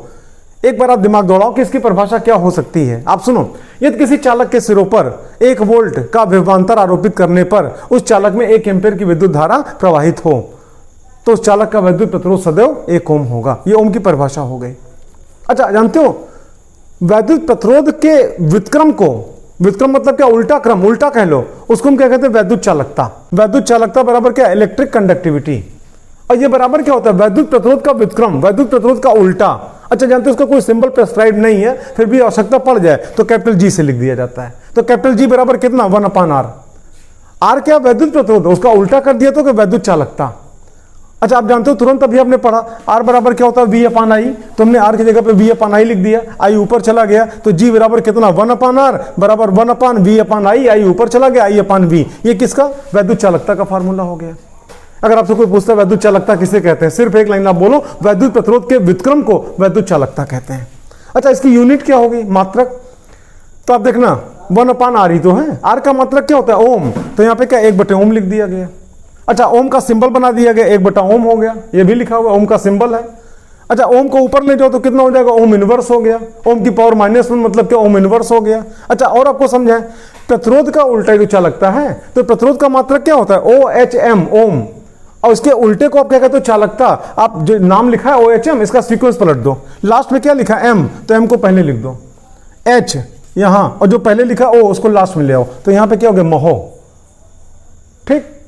अच्छा, इसका सिंबल क्या होगा, प्रतिरोध का उल्टा ही तो होता है, और प्रतिरोध का सिंबल ये नीचे ओम। अब इसका मुंह पलट दो, ये सामने, ये किसका सिंबल है, महो का। आप देखना, आधा माँ और हा पे उपमात्रा महो, मतलब आप यूं कह सकते हो, अगर ऐसे है तो क्या कहलाएगा, ओम, और अगर ऐसे हो गया तो क्या कहलाएगा, महो। ओम किसका मात्रक, वैद्युत प्रतिरोध का, महो किसका मात्रक, वैद्युत चालकता का। वैद्युत प्रतिरोध के व्युत्क्रम को वैद्युत चालकता कहते हैं। अब आगे चलते हैं। अब देखो, वैद्युत प्रतिरोध किसी भी तार का, वो कौन कौन से फैक्टर हैं जो उसको प्रभावित करते हैं। अब देखो, वैद्युत प्रतिरोध को प्रभावित करने वाले कारक, सबसे पहले आप देखना लंबाई। कोई भी तार है, उसकी लंबाई अगर ज्यादा होगी, बढ़ती जाएगी, तो निश्चित रूप से प्रतिरोध भी क्या होगा, बदल जाएगा। लंबाई जितनी ज्यादा होगी प्रतिरोध उतना ही ज्यादा होगा। आप यूं कह सकते हो, R is directly proportional to small L. किसी भी तार की लंबाई बढ़ाते जाओ, उसका प्रतिरोध क्या होगा, बढ़ता जाएगा, और लंबाई घटाओ तो उसका प्रतिरोध क्या होगा, घटेगा। आर निर्भर करता है किस पे, तार की लंबाई पर, और अनुक्रमानुपाती होता है। अच्छा, उसी प्रकार तार की मोटाई पर भी निर्भर करेगा। अगर ज्यादा मोटा तार है तो उसका प्रतिरोध क्या होगा, कम होगा, अगर पतला तार उसका प्रतिरोध क्या होगा, ज्यादा होगा। आप देखो, अंतस काट के क्षेत्रफल पर अगर मोटा तार है तो उसके अनुप्रस्थ काट का क्षेत्रफल क्या होगा, ज़्यादा होगा। अच्छा, आप पूछोगे अनुप्रस्थ काट क्या होता है, जैसे आपको समझाएं यहाँ पे। इस प्रकार से मान लो कोई तार है ऐसे इतना मोटा, ऐसे ये तार, इसको हमने खड़ा खड़ा ऐसे काट दिया और सामने से आपको दिखाया ये, तो ये जो आपको यहाँ पे वृत्त दिख रहा है यही आपका अनुप्रस्थ काट कहलाएगा। ठीक, तो अगर तार पतला है तो उसका अनुप्रस्थ काट का क्षेत्रफल क्या होगा, कम होगा। अगर तार मोटा है अनुप्रस्थ काट का क्षेत्रफल क्या होगा, अधिक होगा। और जितना ही ज्यादा अनुप्रस्थ काट का क्षेत्रफल होगा उसका प्रतिरोध उतना ही कम होगा। यानी आप यूं कह सकते हो कि तार का जो वैद्युत प्रतिरोध है वो अनुप्रस्थ काट के क्षेत्रफल पर निर्भर करता है, लेकिन व्युत्क्रमानुपाती होता है। ये मतलब अगर तार के अनुप्रस्थ काट का क्षेत्रफल बढ़ गया, मतलब तार मोटा हो गया, तो प्रतिरोध क्या हो जाएगा, घट जाएगा। और अगर अनुप्रस्थ काट का क्षेत्रफल घट गया, मतलब तार पतला हो गया, तो प्रतिरोध क्या होगा, बढ़ जाएगा। अच्छा, उसी प्रकार से तार के पदार्थ पर, किस पदार्थ का वो तार बना है, अगर तांबे का है तो प्रतिरोध कुछ दूसरा होगा, चांदी का है तो प्रतिरोध कुछ दूसरा होगा, एल्युमिनियम का है तो प्रतिरोध कुछ अलग होगा। मतलब आप यूं कह सकते हो कि तार के पदार्थ को भी अगर आप बदलते हो तो भी प्रतिरोध क्या होगा, बदलेगा। और टेम्परेचर जानते हो, अगर ताप बढ़ाओ तो प्रतिरोध क्या होगा, बढ़ जाएगा। अगर ताप घटाओ तो प्रतिरोध क्या होगा, घट जाएगा। मतलब ये 4 फैक्टर आप देख रहे हो जो किसी भी तार के वैद्युत प्रतिरोध को प्रभावित करते हैं। पहला फैक्टर कौन है, लंबाई। दूसरा फैक्टर कौन है, तार की मोटाई, या आप यूं कह लो तार के अनुप्रस्थ काट का क्षेत्रफल। और तीसरा फैक्टर कौन है आपका, तार के पदार्थ पर, किस पदार्थ का वो तार बना हुआ है। और चौथा फैक्टर कौन सा, तार का ताप। टेम्परेचर बढ़ाओगे प्रतिरोध बढ़ेगा, टेम्परेचर घटाओगे प्रतिरोध घटेगा। आर स्मॉल एल पर निर्भर करता है और अनुक्रमानुपाती होता है। और वही आर मतलब क्या, वैद्युत प्रतिरोध, एरिया पर निर्भर करता है और व्युत्क्रमानुपाती होता है। इसीलिए आपको देखो अपान में लिखा है 1/a। अच्छा, दोनों को इकट्ठा करें तो क्या ये लाइन लिख सकते हैं कि नहीं, आप देखना। आप यूं कह सकते हो R is directly proportional to, ऊपर यल है नीचे ए है तो यल अपान ए। और आप ये भी जानते हो ये सिंबल हटेगा, इक्वल का सिंबल आएगा तो यहाँ पे कोई ना कोई कांस्टेंट आता है। तो यहाँ पे क्या निकला, आर बराबर कांस्टेंट इंटू एल अपान ए। इसी कांस्टेंट को हम क्या कहते हैं, तार के पदार्थ का विशिष्ट प्रतिरोध। तो आप यूं देखना, आर बराबर क्या, रो इंटू यल अपान ए। ये फार्मूला आपका निकलेगा, काफी महत्वपूर्ण फार्मूला है, इसमें न्यूमेरिकल भी आपको मिलेगा। अगर हम यहीं से आपसे कहें कि बताओ रो की वैल्यू क्या निकलेगी, रो को आप यहीं पे रोक लो और बाकी सबको ट्रांसफर कर दो, तो रो बराबर कितना हो जाएगा, आर ए अपान एल। आप देखना यहाँ पे रो बराबर कितना हो गया, आर ए अपान एल, जहां पे रो क्या है, तार के पदार्थ का विशिष्ट प्रतिरोध। ध्यान देना, हम बार बार इस बात पे जोर मार रहे हैं, ध्यान रख देना बेटा। इसमें विशिष्ट प्रतिरोध तार का गुण नहीं है बल्कि तार के पदार्थ का गुण है, इसको आप ध्यान देना। ठीक, तो रो बराबर यहाँ पे निकला आर ए अपान एल। अब रही बात इसकी डेफिनेशन क्या होगी। अब आपको इसकी डेफिनेशन हम कैसे निकालें, बहुत आसानी से आप निकाल सकते हो। आप देखते रहो बस, यहाँ पे आप देखना ऊपर यहाँ पे क्या लिखा है, आर, यहाँ पे ए, यहाँ पे L, R A upon L बराबर क्या, रो। अगर मान लो ए का मान 1 हो जाए, ए बराबर कितना 1, और एल का मान भी 1 हो जाए, ये लो, तो आप बताओ अगर ए का मान 1 हो गया, एल का मान 1 हो गया, तो रो बराबर क्या हो जाएगा, आर। आप देखो बस इसी को शब्दों में पढ़ो, परिभाषा निकल आएगी। अपनी परिभाषा खुद बनाओ, बार बार आपको हिदायत हम दे रहे हैं। अब देखना एकांक लंबाई कवर हो गया कि नहीं, तथा एकांक क्षेत्रफल ये भी कवर हो गया ना। तो एकांक लंबाई तथा एकांक क्षेत्रफल वाले किसी भी तार के पदार्थ का वैद्युत प्रतिरोध सदैव परिमाण में उस तार के पदार्थ के विशिष्ट प्रतिरोध को व्यक्त करता है। एक बार आप फिर से देखना यहाँ पे, एकांक लंबाई तथा एकांक अनुप्रस्थ क्षेत्रफल वाले किसी भी तार का वैद्युत प्रतिरोध सदैव परिमाण में उस तार के पदार्थ के विशिष्ट प्रतिरोध को व्यक्त करता है। यह आपका विशिष्ट प्रतिरोध की डेफिनेशन हो गई। अब इसकी यूनिट क्या होगी, तो आप जानते हो रो का मात्रक बराबर आर का मात्रक, ए का मात्रक बटे एल का मात्रक। तो आर का मात्रक क्या होगा, ओम, ए का मात्रक क्या होगा, मीटर स्क्वायर, और एल का मात्रक क्या होगा, मीटर। तो आप देखो यहाँ पे मीटर और यहाँ पे मीटर स्क्वायर, एक कैंसिल हो गया, 1 मीटर बचा। तो इस प्रकार से रो का मात्रक क्या निकला, ओम मीटर। ये आपका रो का मात्रक निकल आया। विशिष्ट प्रतिरोध के व्युत्क्रम को हम विशिष्ट चालकता कहते हैं। देखो विशिष्ट चालकता बराबर क्या है, 1 बटा विशिष्ट प्रतिरोध। अच्छा, इसका सिंबल क्या होता है, सिग्मा। हमने उच्चारण भी लिख दिया, SIGMA सिग्मा बराबर 1 अपान क्या, विशिष्ट प्रतिरोध, तो 1 अपान रो। देखो रो की स्पेलिंग RO नहीं होती, RHO, ध्यान रहे इसलिए हमने आपको लिख दिया यहाँ पे। तो आपका जानते हो सिग्मा बराबर क्या, 1 अपान रो। ये क्या, विशिष्ट चालकता, और ये क्या, विशिष्ट प्रतिरोध। ये किसका गुण है, तार का गुण नहीं, तार के पदार्थ का गुण है। तो ये भी किसका गुण होगा, तार का गुण नहीं होगा, तार के पदार्थ का गुण होगा। अच्छा, इसकी यूनिट क्या होगी, आप जानते हो तुरंत अभी आपने देखा, इसकी यूनिट क्या होती है, रो की, ओम मीटर। तो 1 अपान में लिखा है ना, तो सिग्मा का मात्रक क्या हो जाएगा, 1 बटा ओम मीटर। या अगर आप दोनों को ऊपर ले जाओ तो ओम इनवर्स मीटर इनवर्स, या ओम इनवर्स बराबर क्या, महो होता है। अभी तुरंत आपने देखा, मीटर को नीचे ले आओ तो इसका मात्रक क्या हो जाएगा, महो प्रति मीटर। इस प्रकार से विशिष्ट चालकता आपने देखा और विशिष्ट प्रतिरोध आपने देखा। अब इसके बाद आप पढ़ने जा रहे हो प्रतिरोधों का संयोजन। दो या दो से अधिक प्रतिरोध हैं, हम आपस में उनको दो अलग अलग प्रकार से जोड़ सकते हैं, एक श्रेणी क्रम और दूसरा समांतर क्रम। श्रेणी क्रम क्या होता है, कैसे जोड़ेंगे, तुल्य प्रतिरोध क्या होगा, समांतर क्रम क्या होता है, कैसे जोड़ेंगे, तुल्य प्रतिरोध क्या होगा। चलो शुरू करते हैं। काफ़ी महत्वपूर्ण टॉपिक है, बोर्ड में कंपटीशन में एक क्वेश्चन जरूर आता है। एक सर्किट मिलेगी, आपको तुल्य प्रतिरोध निकालना रहेगा। देखो प्रतिरोधों के संयोजन में होता क्या है, हम दो या दो से अधिक प्रतिरोधों को आपस में समायोजित करके कोई नया प्रतिरोध प्राप्त कर सकते हैं। प्रतिरोधों को आपस में जोड़ने के मुख्यतः दो तरीके, एक श्रेणी क्रम और दूसरा समांतर क्रम, सीरीज ग्रुप और दूसरा पैरेलल ग्रुप। देखो श्रेणी क्रम में क्या होता है, जितने भी प्रतिरोध हैं 2, 3, 4, 5 जितने भी हैं हमको श्रेणी क्रम में जोड़ने हैं। ठीक, हम क्या करेंगे, पहले प्रतिरोध का दूसरा सिरा दूसरे प्रतिरोध के पहले सिरे से, दूसरे प्रतिरोध का दूसरा सिरा तीसरे प्रतिरोध के पहले सिरे से, तीसरे प्रतिरोध का दूसरा सिरा चौथे प्रतिरोध के पहले सिरे से, जितना जोड़ना सब जोड़ते चले जाओ। और उसके बाद पहले प्रतिरोध का पहला सिरा और अंतिम प्रतिरोध का दूसरा सिरा, इसको हम सप्लाई से जोड़ देंगे। सप्लाई का मतलब सेल है बैटरी। तो इस प्रकार के क्रम को हम क्या बोलते हैं, श्रेणी क्रम। और समांतर क्रम में क्या होगा, जितने भी प्रतिरोध हैं 2, 3, 4, 5 जितने भी हैं, हमको अगर समांतर क्रम में जोड़ना है तो सभी प्रतिरोधों का एक सिरा, पहला सिरा किसी एक बिंदु से और सभी प्रतिरोधों का दूसरा सिरा किसी दूसरे बिंदु से जोड़ देंगे और उसके बाद उन दोनों बिंदुओं को हम सप्लाई से जोड़ देंगे। और इस प्रकार के क्रम को हम क्या कहते हैं, समांतर क्रम। आप सामने डायग्राम में आप देखना, ये श्रेणी क्रम, ये समांतर क्रम। हमारे पास 3 प्रतिरोध हैं, R1, R2, R3। हमने क्या किया, पहले प्रतिरोध मतलब R1 का दूसरा सिरा दूसरे प्रतिरोध के पहले सिरे से और दूसरे प्रतिरोध का दूसरा सिरा तीसरे प्रतिरोध के पहले सिरे से, और 3 ही थे, हमने जोड़ दिया। और उसके बाद पहले प्रतिरोध का पहला सिरा और अंतिम प्रतिरोध का दूसरा सिरा, इसको हमने सप्लाई से जोड़ दिया। सप्लाई मतलब क्या, सेल है बैटरी। ठीक, आप यहां पे देखना, ये माइनस हो गया और ये प्लस हो गया। ये क्रम क्या कहलाएगा, श्रेणी क्रम। अच्छा, समांतर क्रम में क्या होगा, आप देखो 3 प्रतिरोध हमारे पास है, R1, R2, R3। हमने तीनों के पहले सिरे को किसी एक बिंदु से यहां से जोड़ा और तीनों के दूसरे सिरे को इस बिंदु से जोड़ा। यहां पे मान लो इस बिंदु का नाम कुछ मान लो A, इस बिंदु का नाम मान लो अब B। उसके बाद इन दोनों बिंदुओं को हमने सप्लाई से जोड़ दिया, ये माइनस हो गया और ये प्लस हो गया। तो ये क्रम क्या कहलाएगा, समांतर क्रम। तो श्रेणी क्रम में तुल्य प्रतिरोध क्या होगा, समांतर क्रम में तुल्य प्रतिरोध क्या होगा, ये आप देखने जा रहे हो।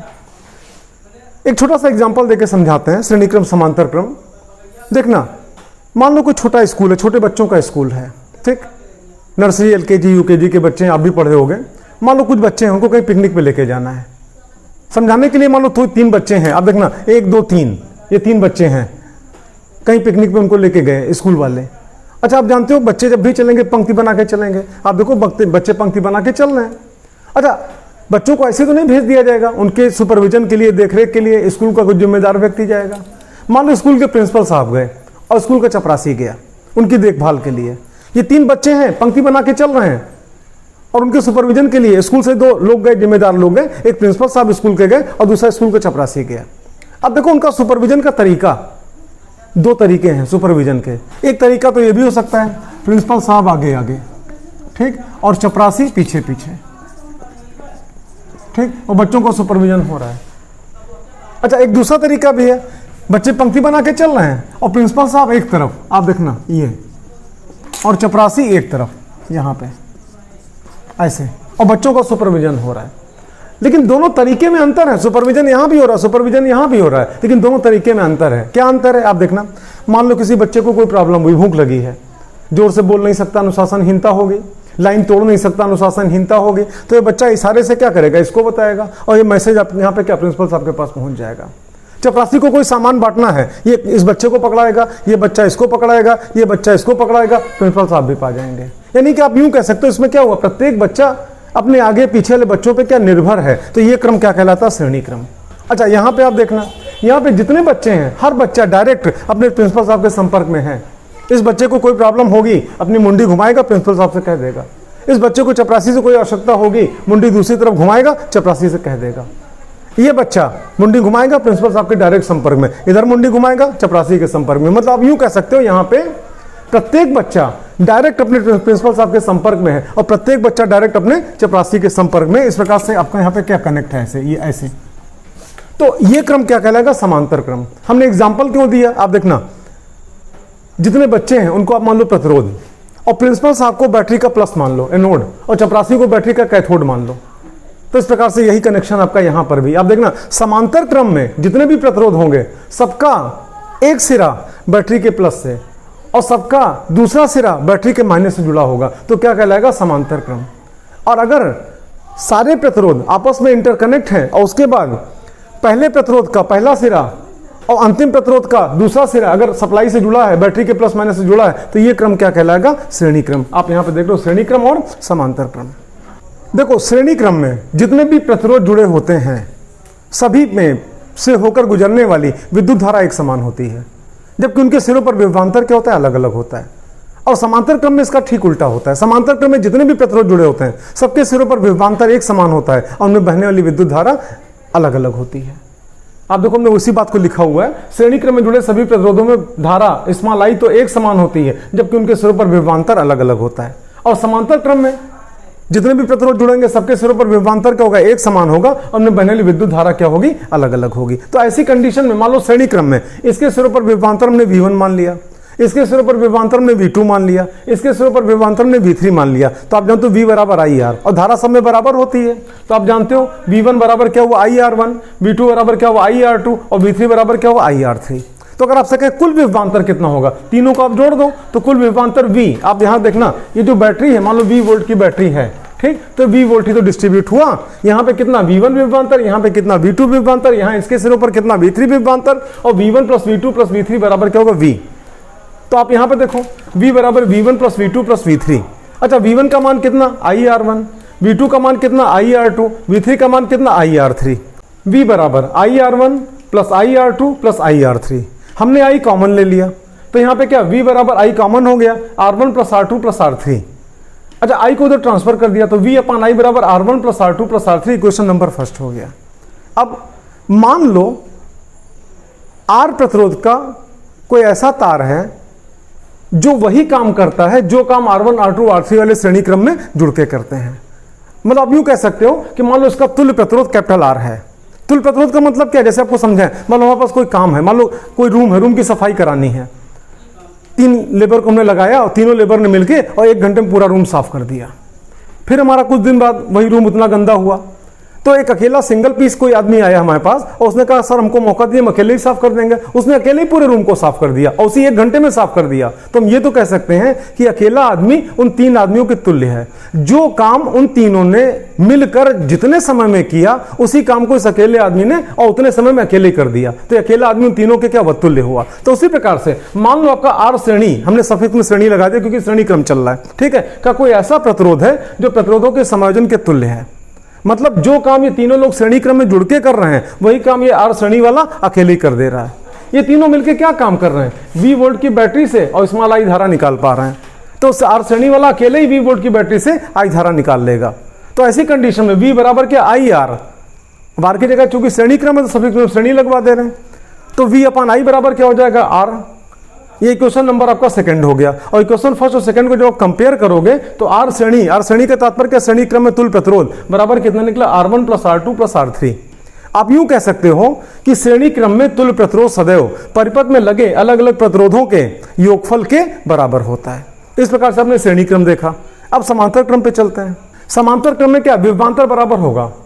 देखो क्यों बराबर होगा ये भी आप समझ लो। देखो विभवांतर किससे नापते हैं? वोल्टमीटर से। वोल्टमीटर को किस क्रम में जोड़ते हैं? समांतर क्रम में। समांतर क्रम में क्यों जोड़ते हैं? क्योंकि विभवांतर बराबर होता है। मान लो एक वोल्टमीटर ने यहाँ पे लिया और उसमें 2 तार निकाला, अगर यहाँ पे जोड़ेंगे, यहाँ पे लगाते हैं, ये बैटरी 20 वोल्ट की है, यहाँ पे लगाएंगे उसका पाठांक कितना होगा? V। यहाँ पे लगाएंगे पाठांक कितना होगा? V। यहाँ पे लगाएंगे पाठांक कितना होगा? V। और यहाँ पे लगाएंगे पाठांक कितना होगा? V। यहाँ पे पाठांक कितना होगा? V। और यहाँ पर भी पाठांक कितना होगा? V। मतलब क्या? समांतर क्रम में विभवांतर एक समान होता है। और क्योंकि प्रतिरोध अलग अलग है तो निश्चित रूप से धारा क्या होगी? अलग अलग होगी। मान लो यहां से अगर I करंट निकली तो I करंट जब यहां पे जाएगी तो आगे बढ़ने के लिए उसके पास क्या 3 रास्ते हैं। तो मान लो I1 करंट इसमें चली गई, I2 करंट इसमें चली गई और I3 करंट इसमें आ गई।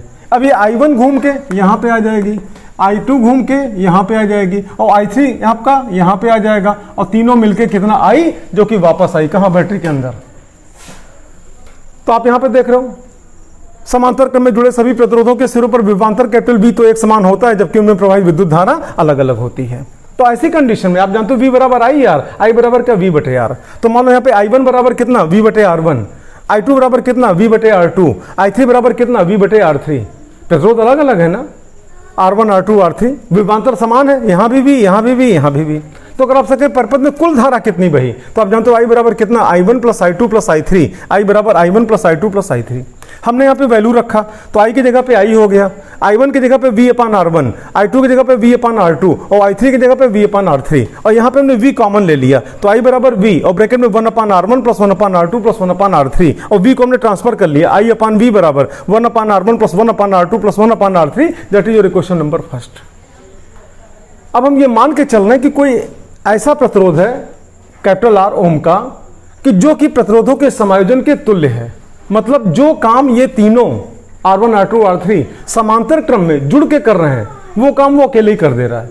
ये तीनों क्या काम कर रहे हैं, कैपिटल V विभवांतर की बैटरी से आई धारा निकाल पा रहे हैं तो वो अकेले ही क्या करेगा, कैपिटल V विभवांतर की बैटरी से आई धारा निकाल लेगा। तो उस सेल के लिए अगर आप या उस परिपथ के लिए अगर आप कहोगे तो V बराबर क्या होगा IR, क्योंकि समांतर क्रम है R के साथ हमने सभी समांतर लिख दिया। तो इस प्रकार से I अपान V बराबर क्या होगा, तो I अपान V बराबर क्या हो जाएगा 1 अपान R समांतर। ये आपका इक्वेशन नंबर सेकंड हो गया। इक्वेशन फर्स्ट और इक्वेशन सेकंड इन दोनों को हम कंपेयर करेंगे समीकरण 1 व 2 की तुलना करने पर। तो जब तुलना करोगे आप देखो दोनों का LHS बराबर है, यहाँ भी I अपान V यहाँ भी I अपान V, तो बराबर क्या हो जाएगा 1 upon R that is equal to 1 upon R1 plus 1 upon R2 plus 1 upon R3। ये समांतर क्रम में तुल्य प्रतिरोध निकालने का फार्मूला आपको मिला। इसी को अगर लैंग्वेज में कहो तो आप ये भी कह सकते हो कि समांतर क्रम में तुल्य प्रतिरोध मतलब R समांतर का व्युत्क्रम मतलब 1 अपान R समांतर सदैव परिपथ में लगे अलग अलग प्रतिरोधों के व्युत्क्रमों के योगफल के बराबर होता है। श्रेणी क्रम आपने देखा, समांतर क्रम देखा। कभी कभी एग्जाम में श्रेणी क्रम समांतर क्रम का नाम नहीं लेगा, आपसे सीधे कह देगा सिद्ध करो समांतर क्रम में तुल्य प्रतिरोध का व्युत्क्रम सदैव परिपथ में लगे अलग अलग प्रतिरोधों के व्युत्क्रमों के योगफल के बराबर होता है। तो आप समझ जाना समांतर क्रम वाला ये पूरा आपको ऊपर से लेके और नीचे तक करना है।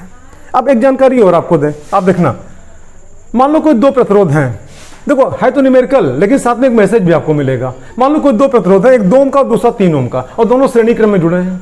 अगर आपसे पूछा जाए तुल्य प्रतिरोध कितना, तो अभी तुरंत आपने देखा श्रेणी क्रम में क्या लगता है R equal to R1 plus R2 plus R3। तो अगर आप निकालोगे यहाँ पे तो R बराबर कितना R1 प्लस R2 दो ही तो है, तो यहाँ पे कितना 2 प्लस 3 बराबर कितना 5 ओम। ये क्या निकला, तुल्य प्रतिरोध निकला।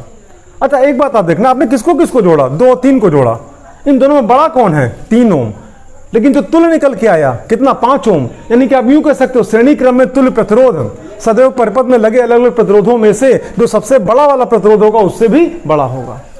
भाई आपने किसको जोड़ा, 2 3 को जोड़ा, इन दोनों में बड़ा कौन है 3, और जो तुल्य निकल के आया वो बड़े वाले से भी बड़ा है, कितना आया 5 आया। अच्छा समांतर क्रम में मान लो वही 2 ओम 3 ओम अगर समांतर क्रम में जुड़े हैं, आप देखो समांतर क्रम में है, तब अगर तुल्य निकालें तो आप जानते हो 1 upon R equal to 1 upon R1 plus 1 upon R2 या बराबर 1 अपान 2 और प्लस 1 अपान 3 या फिर 1 अपान R, यहाँ पे 6 एलसीएम, यहाँ पे 3 प्लस 2 5 अपान 6, तो R बराबर 6 अपान 5 और आप जानते हो बराबर कितना 1.2 ओम। ध्यान से सुनना, आपने समांतर क्रम में किसको किसको जोड़ा, 2 ओम और 3 ओम को। इन दोनों में छोटा कौन है 2 ओम, और जो तुल्य निकल के आया 1.2, मतलब यूं कह सकते हो इन दोनों में जो छोटा है उससे भी छोटा आया। क्वेश्चन तो लग गया, एग्जाम्पल भी हो गया, लेकिन साथ में एक मैसेज आपको मिला, श्रेणी क्रम में तुल्य प्रतिरोध सदैव परिपथ में लगे अलग अलग प्रतिरोधों में से सबसे बड़े वाले प्रतिरोध से भी बड़ा होगा, और समांतर क्रम में तुल्य प्रतिरोध सदैव परिपथ में लगे अलग अलग प्रतिरोधों में से सबसे छोटे वाले प्रतिरोध से भी छोटा होगा। और अभी सर्किट के तमामों क्वेश्चन है, एक ही वीडियो में सब कुछ नहीं लिया जा सकता है। हमने पहले भी आपको बताया था, हमारा 10 वीडियो का एक सीरीज है क्लास 10th के लिए, जिसमें से फर्स्ट लेक्चर से लेके वो 5th लेक्चर तक थ्योरी है और 6 से लेके 10 तक आपका न्यूमेरिकल है। इसी सर्किट पे तमामों क्वेश्चन हम आपको लगवाएंगे, आप सीरीज पूरी हमारी आप देखते रहना। हम आगे चलते हैं अगली हेडिंग। आप देखो विद्युत धारा का ऊष्मीय प्रभाव, ये क्या होता है, अक्सर धारा प्रवाहित होती है, जिन तारों में प्रवाहित होती है तार गर्म हो जाते हैं, उनसे क्या ऊष्मा निकलती है। तो अगर धारा के प्रवाहित होने पर तार गर्म हो जाए, उससे ऊष्मा निकले, तो इसी प्रभाव को हम क्या बोलते हैं, विद्युत धारा का ऊष्मीय प्रभाव। आप जानते हो हीटर आप सभी लोग इस्तेमाल करते होगे, नहीं होगा ठंडक में जरूर इस्तेमाल करते होगे। उसमें क्या होता है आप जानते हो, सॉकेट में लगाते हो, उसके परिपथ में क्या धारा प्रवाहित होती है, हीटर गर्म होता है, लाल लाल हो जाता है, उससे क्या ऊष्मा निकलती है, ठंडक में आप मजा लेते हो। आप देखो विद्युत धारा का ऊष्मीय प्रभाव का तात्पर्य क्या है, आप देखना, विद्युत धारा के प्रवाह से किसी भी चालक के ताप बढ़ने की परिघटना को विद्युत धारा का ऊष्मीय प्रभाव कहते हैं। जो ऊष्मा निकलती है उसका हम लोग लाभ उठाते हैं, खाना पकाओ, जाड़े के मौसम में क्या आप उसका लाभ उठाओ, उसमें लेकर अपने शरीर को गर्म करो, तमाम उपयोग हैं उसके। अच्छा उसके बाद फिर आप आगे देखना, चालक में वे विद्युत ऊर्जा की गणना। देखो यहाँ से जो पढ़ाई आपकी चल रही है काफी महत्वपूर्ण चल रही है, जितने भी हेडिंग्स हैं काफी महत्वपूर्ण है टेक्निकल पॉइंट ऑफ व्यू से भी। आप देखना चालक में व्यय विद्युत ऊर्जा की गणना, मान लो कोई परिपथ है, उसमें बिजली खर्च हो रही है, कितनी ऊर्जा खर्च हुई, उसकी गणना कैलकुलेशन कैसे करेंगे। अब देखना बहुत आसान है। ये हमने कोई परिपथ लिया, परिपथ के नाम पे हमने कोई बल्ब लगा दिया, मान लो बल्ब के फिलामेंट का प्रतिरोध कितना कैपिटल आर है, वहां से हमने तार निकाला, ये बैटरी हो गई, बैटरी का वोल्ट की 20 वोल्ट की, ये कुंजी लगी हुई है। अभी कुंजी यहाँ पे क्या ऑफ है, और जिस समय कुंजी ऑफ है उस समय आप जानते हो इसके अंदर कोई भी धारा प्रवाहित नहीं होगी। मान लो हमने कुंजी को ऑन किया, लो तो कुंजी ऑन करते ही आपका धारा प्रवाहित हुई, और मान लो इसमें से क्यू आवेश गुजरा और इधर से गुजर के पूरा लौट के आया। अच्छा, कुंजी को हमने मान लो टी समय तक ऑन किया, ठीक। तो ऐसी कंडीशन में अगर आपसे पूछे कि तो टी समय में अगर क्यू आवेश गुजरा और धारा कितनी बही, मान लो स्मॉल आई करंट बही, तो क्यू आई टी में क्या रिलेशन होगा, तो आप सभी लोग जानते हो टी समय में परिपथ में से होकर गुजरने वाले आवेश की मात्रा क्यू बराबर क्या होती है, आई टी। आप यूं कह सकते हो कुंजी को अगर आपने टी समय तक ऑन किया, परिपथ में अगर आई धारा बही, तो ऐसी कंडीशन में टी समय में परिपथ में से होकर गुजरने वाले आवेश की मात्रा कितनी होगी, क्यू बराबर आई टी। उसके बाद चलो, आप जानते हो विभवांतर बराबर क्या होता है, कार्य बटा आवेश। आप देखो विभवांतर बराबर कार्य बटा आवेश, तो कार्य बराबर क्या हो जाएगा, विभवांतर गुणे आवेश। कार्य को हमने किससे लिखा, W से लिखा, विभवांतर को किससे, V से लिखा। आप जानते हो बैटरी 20 वोल्ट की है। अच्छा, उसके बाद Q आवेश, तो Q यहां पे हो गया, और Q बराबर क्या होता है, IT, तो यहां पे IT हो गया। इस प्रकार से फार्मूला क्या निकला, W बराबर VIT, और इसका मात्रक क्या होगा, जूल। ये क्या कार्य निकला, और आप जानते हो कार्य बराबर ऊर्जा, ऊर्जा बराबर कार्य, कार्य का मात्रक भी जूल होता है, ऊर्जा का मात्रक भी जूल होता है। आप यूं कह सकते हो कि टी समय में परिपथ में उत्सर्जित विद्युत ऊर्जा जो कन्वर्ट होगी प्रकाश की ऊर्जा में या ऊष्मीय ऊर्जा में, उसकी मात्रा कितनी होगी, W बराबर क्या, VIT। अच्छा, आप जानते हो इसका प्रतिरोध कितना R है, और V बराबर क्या होता है, IR। तो हम अगले लाइन में क्या कर रहे हैं, V की जगह पे IR का प्रयोग करने जा रहे हैं। आप देखो V बराबर IR, तो W बराबर, अब यहाँ पे क्या VIT है ना, तो अब देखो VIT लिखा है, लेकिन V की जगह पे हमने क्या लिख दिया, IR लिख दिया। तो यहाँ पे IR और यहाँ पे IT दोनों मिलकर क्या होगा, W बराबर I स्क्वायर इंटू RT, और इसका मात्रक भी क्या होगा, जूल। ये दूसरा फार्मूला हो गया।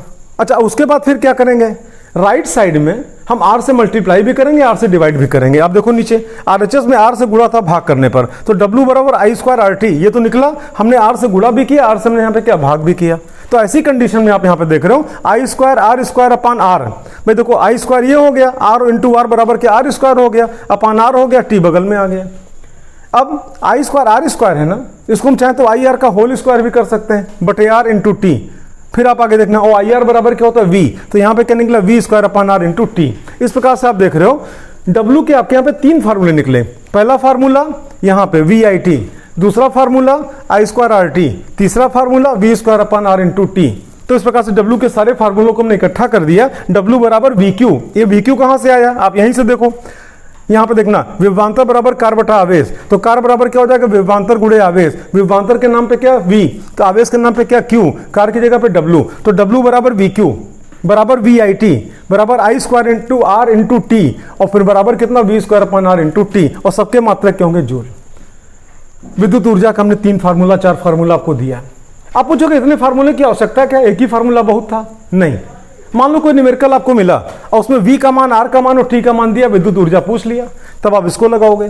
मान लो कोई न्यूमेरिकल मिला, उसमें धारा I दिया हुआ है, प्रतिरोध दिया हुआ है, समय दिया हुआ है, तब आप इसको लगाओगे। मान लो कोई आपका न्यूमेरिकल मिला जिसमें विभवांतर दिया है, धारा दी हुई है, समय दिया हुआ है, तब फिर आप इसको लगाओगे। जैसा न्यूमेरिकल वैसा फार्मूला आप इस्तेमाल करोगे। इस प्रकार से W का मान आपने देखा।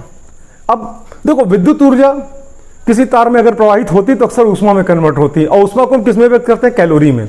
और आप सभी लोग जानते हो 1 कैलोरी बराबर 4.18 जूल, या सुविधा के लिए उसको 4.2 भी आप बोल सकते हो। 1 कैलोरी बराबर क्या, 4.2 जूल। तो अगर उलट के पूछे आपसे कि बताओ 1 जूल में कितने कैलोरी, तो आप क्या बोलोगे, 1/4.2 कैलोरी। हम इसलिए बोल रहे हैं कि देखो, ये जो आपका ऊर्जा का मात्रक है क्या, जूल है। अगर इसको कैलोरी में कन्वर्ट करना हो, अक्सर ऊष्मा को हम कैलोरी में व्यक्त करते हैं, तो जानते हो क्या करोगे, हम इसी को 4.2 से क्या करेंगे, डिवाइड कर देंगे, और ऊष्मा को प्राय किससे लिखते हैं, H से लिखते हैं। तो H बराबर क्या हो जाएगा, W अपान 4.2। हम दिखाते हैं आपको। अभी आपने देखा W बराबर कितना, VQ बराबर VIT बराबर I स्क्वायर RT, और बराबर क्या, V square upon R into T. मात्रक क्या होगा, जूल। और ऊष्मा को किस में व्यक्त करते हैं, कैलोरी में। 1 जूल को अगर कैलोरी में चेंज करना तो 4.2 से क्या करेंगे, डिवाइड करेंगे। ऊष्मा को क्या हीट बोलते हैं, पहला वर्ड क्या, H, तो H बराबर क्या, W अपान 4.2। मतलब जो जूल में वैल्यू है उसी को हमने 4.2 से डिवाइड कर दिया, अब वो किस में कन्वर्ट हो गया, कैलोरी में। अब देखना, ठीक। तो H बराबर क्या, W/4.2। फिर अगला फार्मूला क्या आपका यहाँ पे VQ, तो VQ/4.2। अगला फार्मूला VIT, तो VIT/4.2।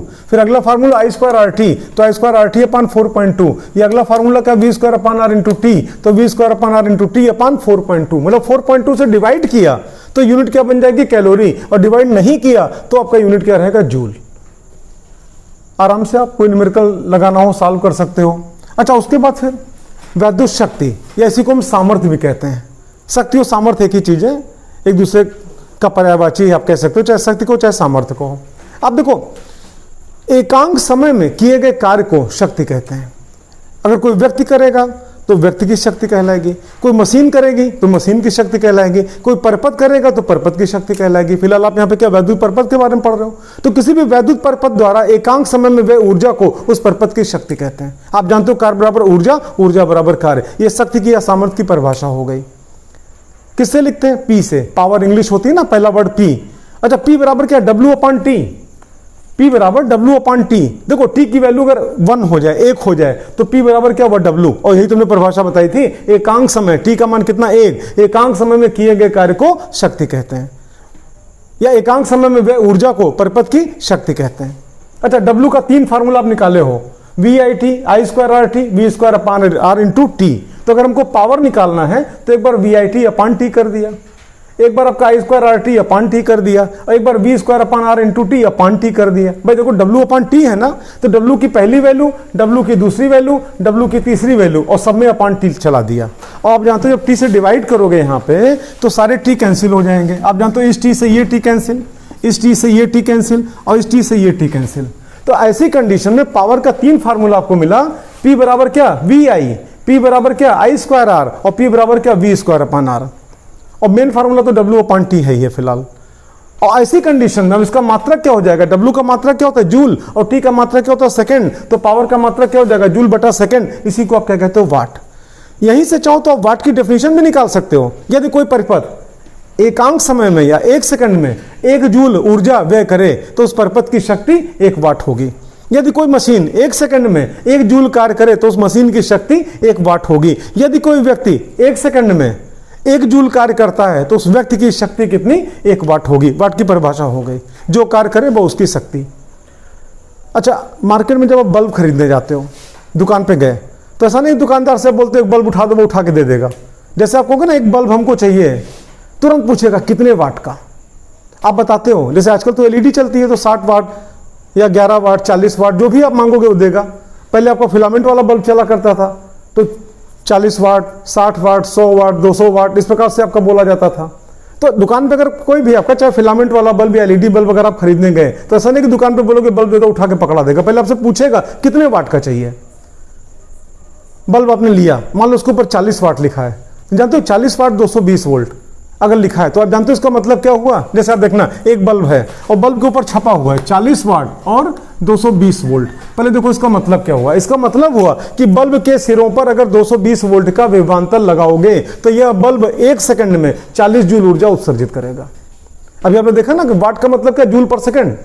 या मान लो कोई दूसरा बल्ब है उसके ऊपर 60 वाट और 220 वोल्ट छपा हुआ है तो इसका मतलब क्या हुआ, इसका क्या तात्पर्य है। तो इसका यही तात्पर्य है कि अगर बल्ब के सिरों पर 220 वोल्ट का विभवांतर लगाएंगे तो यह बल्ब 1 सेकंड में 60 जूल ऊर्जा का उत्सर्जन करेगा।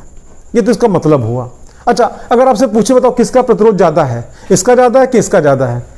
अब रही बात इसके लिए कौन सा फार्मूला लगाया जाए। आप जानते हो सारे हथियार हम आपको दे चुके हैं। ये जितने भी आपके फार्मूले सब आपके हथियार हैं एग्जाम में न्यूमेरिकल से लड़ने के लिए। अब यहाँ पे डिसाइड करना है कि कौन से फार्मूले का इस्तेमाल करोगे। आप देखना हमको, जैसे हम अगर आपसे पूछें कि बताओ किसका प्रतिरोध ज्यादा होगा, इसका ज्यादा होगा या इसका ज्यादा होगा, तो पहले आप डिसाइड करो कि इसमें से कौन सा फार्मूला इस्तेमाल किया जाए। कैसे डिसाइड होगा आप देखते रहो। ये हमको क्या P मालूम है, V मालूम है और R पता करना है। आप यहाँ पे आओ, P का ऐसा फार्मूला पकड़ो जिसमें आपका P मालूम है ना, P का फार्मूला इसीलिए पकड़ रहे हो। V मालूम है, R पता करना है तो VOR आया हो, तो VOR कौन सा आपका यहाँ पे आया। आप जानते हो P बराबर यहाँ पे, आप देखना P बराबर यहाँ पे क्या, V²/R। ठीक, इस फार्मूले को पकड़ेंगे तो आप यहाँ पे देखना इसमें P बराबर V²/R। दिस इंप्लाइज R बराबर, तो R बराबर क्या हो जाएगा, V²/P। अब ऐसी कंडीशन में जिसके लिए P का मान ज़्यादा होगा उसके लिए R का मान क्या होगा, कम होगा, और जिसके लिए P का मान कम होगा उसके लिए R का मान ज़्यादा होगा। तो आप बताओ इन दोनों में किसका वाट ज़्यादा है, 60 40, तो निश्चित रूप से 40 की तुलना में 60 वाट इसकी पावर ज़्यादा है, तो इसकी पावर ज़्यादा है, P का मान इसके लिए क्या ज़्यादा है, तो निश्चित रूप से इसका प्रतिरोध क्या होगा, कम होगा। इसकी तुलना में इसका पावर क्या कम है, ये 60 की तुलना में 40 वाट है, तो अगर इसका पावर अगर कम है तो निश्चित रूप से इसका प्रतिरोध क्या होगा, ज़्यादा होगा। अगर आपसे कोई पूछे कि 40 वाट और 60 वाट के दो बल्ब समान वोल्टता पे कार्य करने के लिए बनाए गए हैं, बताओ किसका प्रतिरोध ज़्यादा होगा, तो आप क्या कहोगे, जिसका पावर कम हो उसका प्रतिरोध ज़्यादा होगा। तो आप जानते हो किसका, इसका प्रतिरोध ज़्यादा होगा, इसका प्रतिरोध कम होगा। ये तो हमने प्रतिरोध के बारे में देखा। अब उसके बाद और जानकारी आपको दें, अगर मान लो इन दोनों बल्बों को हम आपस में श्रेणी क्रम में जोड़ दें, आप देखना इन दोनों बल्बों को हमने आपस में श्रेणी क्रम में जोड़ दिया, ऐसे पहले बल्ब का दूसरा सिरा दूसरे बल्ब के पहले सिरे से, और दो ही बल्ब तो हैं, यहाँ से तार निकाला और यहाँ पे हमने सप्लाई जोड़ दिया, ऐसे ये सप्लाई जुड़ गई। यहाँ पे सप्लाई का तात्पर्य क्या, सेल है बैटरी, हमने जोड़ दिया, ये माइनस हो गया प्लस हो गया। अब अगर आपसे पूछे कि बताओ दोनों में से कौन सा बल्ब तेज जलेगा, एक बार आप वीडियो पास करो, जरा दिमाग लगाओ, कौन सा बल्ब तेज जलेगा, अपना आंसर आप खुद सोच लो, फिर आप वीडियो आप ऑन करो। सही आंसर है आपका जो आपने सोचा या गलत है हम बताने जा रहे हैं। आप देखना किस क्रम में जुड़ा है, श्रेणी क्रम में। और भी हमने आपको समझाया श्रेणी क्रम में क्या बराबर होता है, धारा। आप जानते हो आई करंट, यहाँ पे आई करंट और यहाँ पे आई करंट, ठीक। और आप जानते हो इसकी तुलना में इसका प्रतिरोध क्या ज्यादा है और इसकी तुलना में इसका प्रतिरोध क्या कम है, ठीक। तो ऐसी कंडीशन में इससे प्रति सेकंड जो ऊष्मा निकलेगी I स्क्वायर R 40, और इससे जो प्रति सेकंड ऊष्मा निकलेगी I स्क्वायर R 60। आप पूछोगे 40 60 क्या है, R 40 का मतलब क्या है, 40 वाट वाले बल्ब का प्रतिरोध, और R 60 का मतलब क्या है, 60 वाट वाले बल्ब का प्रतिरोध, और धारा दोनों में समान। तो ऐसी कंडीशन में आप जानते हो R 60 की तुलना में R 40 का मान क्या ज्यादा होता है, तो निश्चित रूप से I स्क्वायर R 40 का मान क्या होगा, ज्यादा होगा, और उसकी तुलना में I स्क्वायर R 60 का मान क्या होगा, कम होगा। मतलब 40 वाट का बल्ब क्या होगा, तेज जलेगा, और 60 वाट का बल्ब क्या होगा, धीमा जलेगा। जलेगा दोनों। अब अगर दोनों को हम समांतर क्रम में जोड़ दें, आप देखो 40 वाट का बल्ब और 60 वाट का बल्ब, आप जानते हो 60 वाट की अपेक्षा 40 वाट वाले बल्ब का प्रतिरोध क्या होगा, ज्यादा होगा। अगर दोनों को हम समांतर क्रम में जोड़ दें, ऐसे, ये लो, ऐसे, ये हमने जोड़ा, यहां से तार निकला, यहां से तार निकला, और नीचे सप्लाई, ये लो, ऐसे, ये, और यहां पे हमने सप्लाई दे दिया, बैटरी माइनस प्लस, मान लो 20 वोल्ट की बैटरी है। अब अगर आपसे कोई पूछे कौन सा बल्ब तेज जलेगा, तो ध्यान देना किस क्रम में, समांतर क्रम में। अभी हमने आपको समझाया कुछ देर पहले, समांतर क्रम में विभवांतर क्या होता है, बराबर होता है। जो विभवांतर इस पर वही विभवांतर इस पर, और कितना, जितना बैटरी का विभवांतर। यहां पर भी विभवांतर कितना V, और यहां पर भी विभवांतर कितना V के बारे में आपको आइडिया है, और प्रतिरोध के बारे में भी आइडिया है कि इसकी तुलना में इसका प्रतिरोध क्या होगा, ज्यादा होगा। अब कौन सा फॉर्मूला लगाएं, जानते हो P का फॉर्मूला ऐसा लगाओ जिसमें वोल्टेज आया हो और प्रतिरोध आया हो। तो आप जानते हो P बराबर क्या, V स्क्वायर अपान R। तो ऐसी कंडीशन में आप यहां पे देखना, आप सुनो, यहां पे आप V स्क्वायर अपान R, और 40 वाट का बल्ब है ना R 40। अच्छा उसी प्रकार से यहां पे आओ, V स्क्वायर अपान R, और ये 60 वाट का बल्ब है R 60। तो देखो V का मान दोनों के लिए बराबर, क्यों बराबर, समांतर क्रम में वोल्टेज बराबर होता है, और कितना होता है, सप्लाई वोल्टेज के बराबर होता है। लेकिन आप जानते हो 60 वाट वाले बल्ब का प्रतिरोध कम होगा, उसकी तुलना में 40 वाट वाले बल्ब का प्रतिरोध अधिक होगा। यानी R 40 का मान क्या अधिक है, R 60 का मान क्या कम है। तो निश्चित रूप से V स्क्वायर अपान R 40 का मान क्या होगा, कम होगा, और V स्क्वायर अपान R 60 का मान क्या होगा, अधिक होगा। मतलब ऐसी कंडीशन में जो आपका 60 वाट का बल्ब है ये तेज जलेगा, और 40 वाट का बल्ब क्या होगा, धीमा जलेगा। एक बार अंतिम बार फिर आपको समझाएं, 40 वाट 60 वाट के दो बल्ब समान वोल्टता पे काम करने के लिए बनाए गए, अगर दोनों को श्रेणी क्रम में जोड़ें तो कौन सा बल्ब तेज जलेगा, इसका आंसर क्या होगा, 40 वाट का बल्ब तेज जलेगा। और अगर आपसे कोई कहता है कि 40 वाट और 60 वाट के दो बल्ब समान वोल्टता पे काम करने के लिए बनाए गए, और अगर इनको समांतर क्रम में जोड़े तो कौन सा बल्ब तेज जलेगा, तो जिसका वाट ज्यादा होगा वो तेज जलेगा, जिसका वाट कम होगा वो धीमा जलेगा। हम आप सभी लोग घरों में बिजली का इस्तेमाल करते हैं, घर में वायरिंग होती है। घर की वायरिंग जानते हो किस क्रम में होती है, समांतर क्रम में। क्यों समांतर क्रम में, क्योंकि घर में जितने बिजली के सामान हैं, चाहे वो आपका LED बल्ब से लेकर आपके घर में कंप्यूटर है, आपके घर में AC है, आपके घर में मिक्सी है, आपके घर में जो भी आपका बिजली का सामान है, सबके ऊपर छपा होगा 220 वोल्ट। घर में यूज किए जाने वाले सभी बिजली के सामान 220 वोल्ट पे काम करने के लिए बनाए जाते हैं। ढंग से काम कराने के लिए सबको 220 वोल्ट चाहिए। वो छोटे से लेकर बड़े से बड़ा जो भी आपका बिजली का सामान होगा सबको 220 वोल्ट चाहिए। तो सबको बराबर 220 वोल्ट चाहिए। और बार बार हम आपको समझा रहे हैं किस क्रम में वोल्ट तब बराबर होती है, समांतर क्रम में। और इसीलिए घर की वायरिंग हमेशा समांतर क्रम में की जाती है, कभी भी घर की वायरिंग श्रेणी क्रम में नहीं की जाती है। अगर श्रेणी क्रम में कर देंगे तो फिर आप जानते हो सबको समान वोल्टता नहीं मिलेगी और जितनी उनको चाहिए अपेक्षित वोल्टता नहीं मिलेगी। इसीलिए आपका समांतर क्रम में वायरिंग की जाती है घर की, और 220 वोल्ट की सप्लाई घर में आती है। और जितने भी बिजली के सामान हम ऑन करते हैं, इस्तेमाल करते हैं, सबको 220 वोल्ट मिलता है। अब बिजली का उपयोग हम लोग करते हैं तो उसका पेमेंट भी करते हैं, हर महीने बिल आता है, बिल का भुगतान करते हैं। तो आखिर बिजली का उपयोग जो करते हैं तो बिल का कोई पैमाना होगा नापने का, किस प्रकार से कितना हमने उपयोग किया। ज़्यादा उपयोग करोगे ज़्यादा बिजली का बिल आएगा, कम उपयोग करोगे कम बिजली का बिल आएगा। तो विद्युत ऊर्जा को मापने के लिए आपका मानक बनाया गया, उसको हम कहते हैं किलोवाट घंटा, या उसी को हम क्या बोलते हैं, यूनिट। देखो उसका पूरा नाम है बोर्ड ऑफ ट्रेड यूनिट, लेकिन इतना लंबा कौन बोले बोर्ड ऑफ ट्रेड यूनिट, सीधे बोल दिया गया यूनिट। जैसे घर में है ना, लाइट वेट ज़्यादा जलाओ तो आपके मम्मी पापा को डांटते होंगे, अरे इतने यूनिट बिजली का बिल आया है, बुझाओ लाइट, जरूरत हो तभी जलाओ। तो यूनिट जानते हो, यूनिट तो शॉर्ट नेम है, उसका पूरा नाम है board of trade unit, BTU उसको बोलते हैं। और जानते हो क्या है इसका, अगर साइंटिफिक वे में अगर आप कहोगे तो 1 किलोवाट घंटा को हम क्या कहते हैं, 1 यूनिट कहते हैं। आप पूछोगे ये क्या होता है, आप देखना किलोवाट घंटा या यूनिट दोनों एक ही चीज है, चाहे किलोवाट घंटा का हो चाहे यूनिट का हो। इसकी डेफिनेशन क्या होगी आपको समझाएं। 1 किलोवाट विद्युत शक्ति का कोई भी विद्युत परिपथ 1 घंटे में जितनी बिजली खर्च करता है वो हमेशा 1 यूनिट कहलाती है। अब ये बात फिर से हम दोहराएं, यहाँ पे 1 किलोवाट विद्युत शक्ति का कोई भी विद्युत परिपथ 1 घंटे में जितना बिजली खर्च करता है वो आपका वहां पे क्या 1 यूनिट कहलाता है।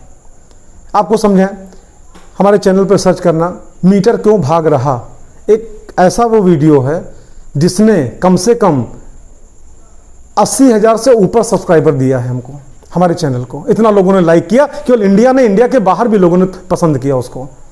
इस समय हमारे चैनल पे लगभग 1,40,000 से ऊपर सब्सक्राइबर हैं, जिसमें से कम 1 लाख आपका सब्सक्राइबर देने का श्रेय आपका केवल उस वीडियो को जाता है कि मीटर आपका क्यों भाग रहा, कैसे भाग रहा और क्या करें कि मीटर ना भागने पाए, या कैसे अपना मीटर हम चेक करें। बहुत आसान तरीका आपको बताते हैं, प्रैक्टिकल के रूप में कभी फुर्सत में आप करना घर पे। घर में जो प्रैक्टिकल बताने जा उसको दिन में करना, रात में मत करना, क्योंकि आप जानते हो पूरे घर की लाइट ऑफ करनी पड़ेगी। रात में अगर आप ऑफ करोगे घर वाले चिल्लाएंगे, अंधेरा हो गया। 1 घंटे के लिए पूरे घर की लाइट आपको ऑफ करनी पड़ेगी, आप दिन में करना। देखो पूरे घर की सारी लाइट ऑफ कर दो, ठीक, और मीटर पे जाके मीटर की रीडिंग आप नोट कर लो, और उसके बाद फिर घर के अंदर आओ और घर के अंदर आके 1 किलोवाट का लोड ऑन कर दो। आप पूछोगे ये क्या होता है, जैसे आपके पास हीटर है 1 किलोवाट का है, आप उसको ऑन कर दो। मान लो नहीं हीटर है, 500-500 वाट के 2 बल्ब हैं, आप उनको ऑन कर दो। 500 बराबर क्या 1 किलोवाट हो गया, ठीक। वो भी नहीं है आपका, ठीक है। मान लो को मिक्सी है, मिक्सी के ऊपर देख लो कितना वाट है, 200 वाट लिखा है तो मिक्सी ऑन कर दो।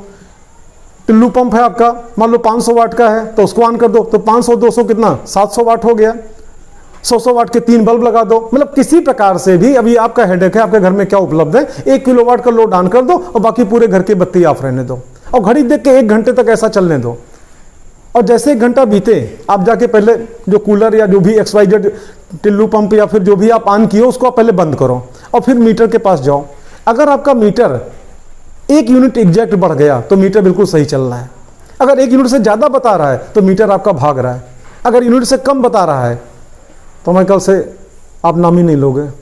फिलहाल अगर ईमानदारी बरतो तो आप कंप्लेंट करके, अगर मीटर आपका अगर धीमा चल रहा है तो वो भी आपका ईमानदारी बरत के आप कंप्लेंट करके अपना सही कराओ, वो भी बिजली की चोरी के अंतर्गत माना जाता है। ये तुमने जानकारी दिया किलोवाट घंटा पे। देखो वास्तव में किलोवाट घंटा होता क्या चीज़ है, अभी हमने आपको डेफिनेशन आपको दिया। 1 किलोवाट विद्युत शक्ति का कोई भी विद्युत परिपथ 1 घंटे में जितना बिजली खर्च करता है वो आपका 1 किलोवाट घंटा कहलाता है। उसी को शॉर्ट फॉर्म में हम 1 यूनिट कहते हैं। अब देखो 1 यूनिट बराबर क्या, 1 किलोवाट घंटा, या इसी को हम चाहें तो 1 किलोवाट गुणे 1 घंटा। अच्छा आप जानते हो 1 किलोवाट का मतलब क्या, 1000 वाट, और 1 घंटे में कितने सेकंड, 3600 सेकंड। 1000 वाट को अगर चाहो तो 10⁻³ लिख सकते हो, और वाट बराबर क्या होता है, जूल बटा सेकंड। और यहाँ पे क्या 3600 को अगर चाहो तो 3.6 गुणे 10⁻³ लिख सकते हो, यहाँ पे सेकंड हो गया। अब देखो सेकंड से सेकंड कैंसिल हो गया, ठीक। तो यहाँ पे 3.6 यहाँ पे हो गया, 10⁻³ बराबर क्या 10⁻6, यानी कि आप यूं कह सकते हो 1 यूनिट बराबर 3.6 गुणे 10⁻6 जूल। अगर आपने अपने घर में 1 यूनिट बिजली खर्च करी तो आप ये मान के चलो कि 3.6 गुणे 10⁻6 जूल ऊर्जा आपने विद्युत ऊर्जा खर्च किया। 2 यूनिट खर्च करी, इसका दुगना कर लो। जितने यूनिट आपने खर्च किया उतने से यहाँ पे मल्टीप्लाई कर तो निकल आएगा कितने जूल आपने ऊर्जा खर्च किया। अब घरों में हम लोग बिजली के सामानों का इस्तेमाल करते हैं, आवश्यकता अनुसार उसका उपयोग उपभोग करते हैं।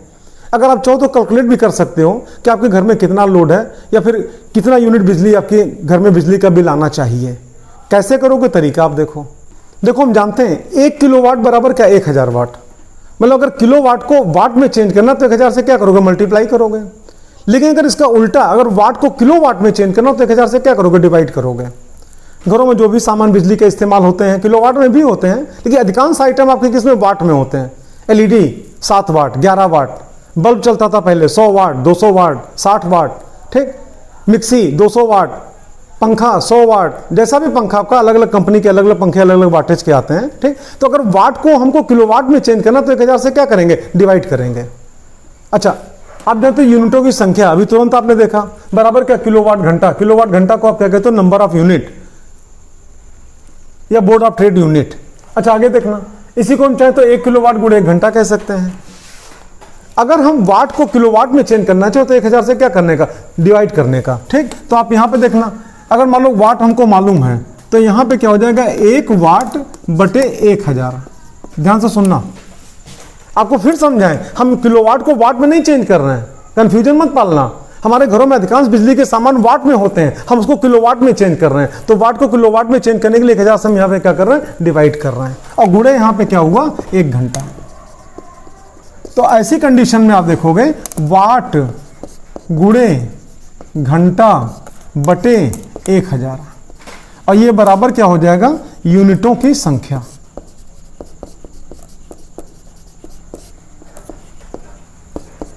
ये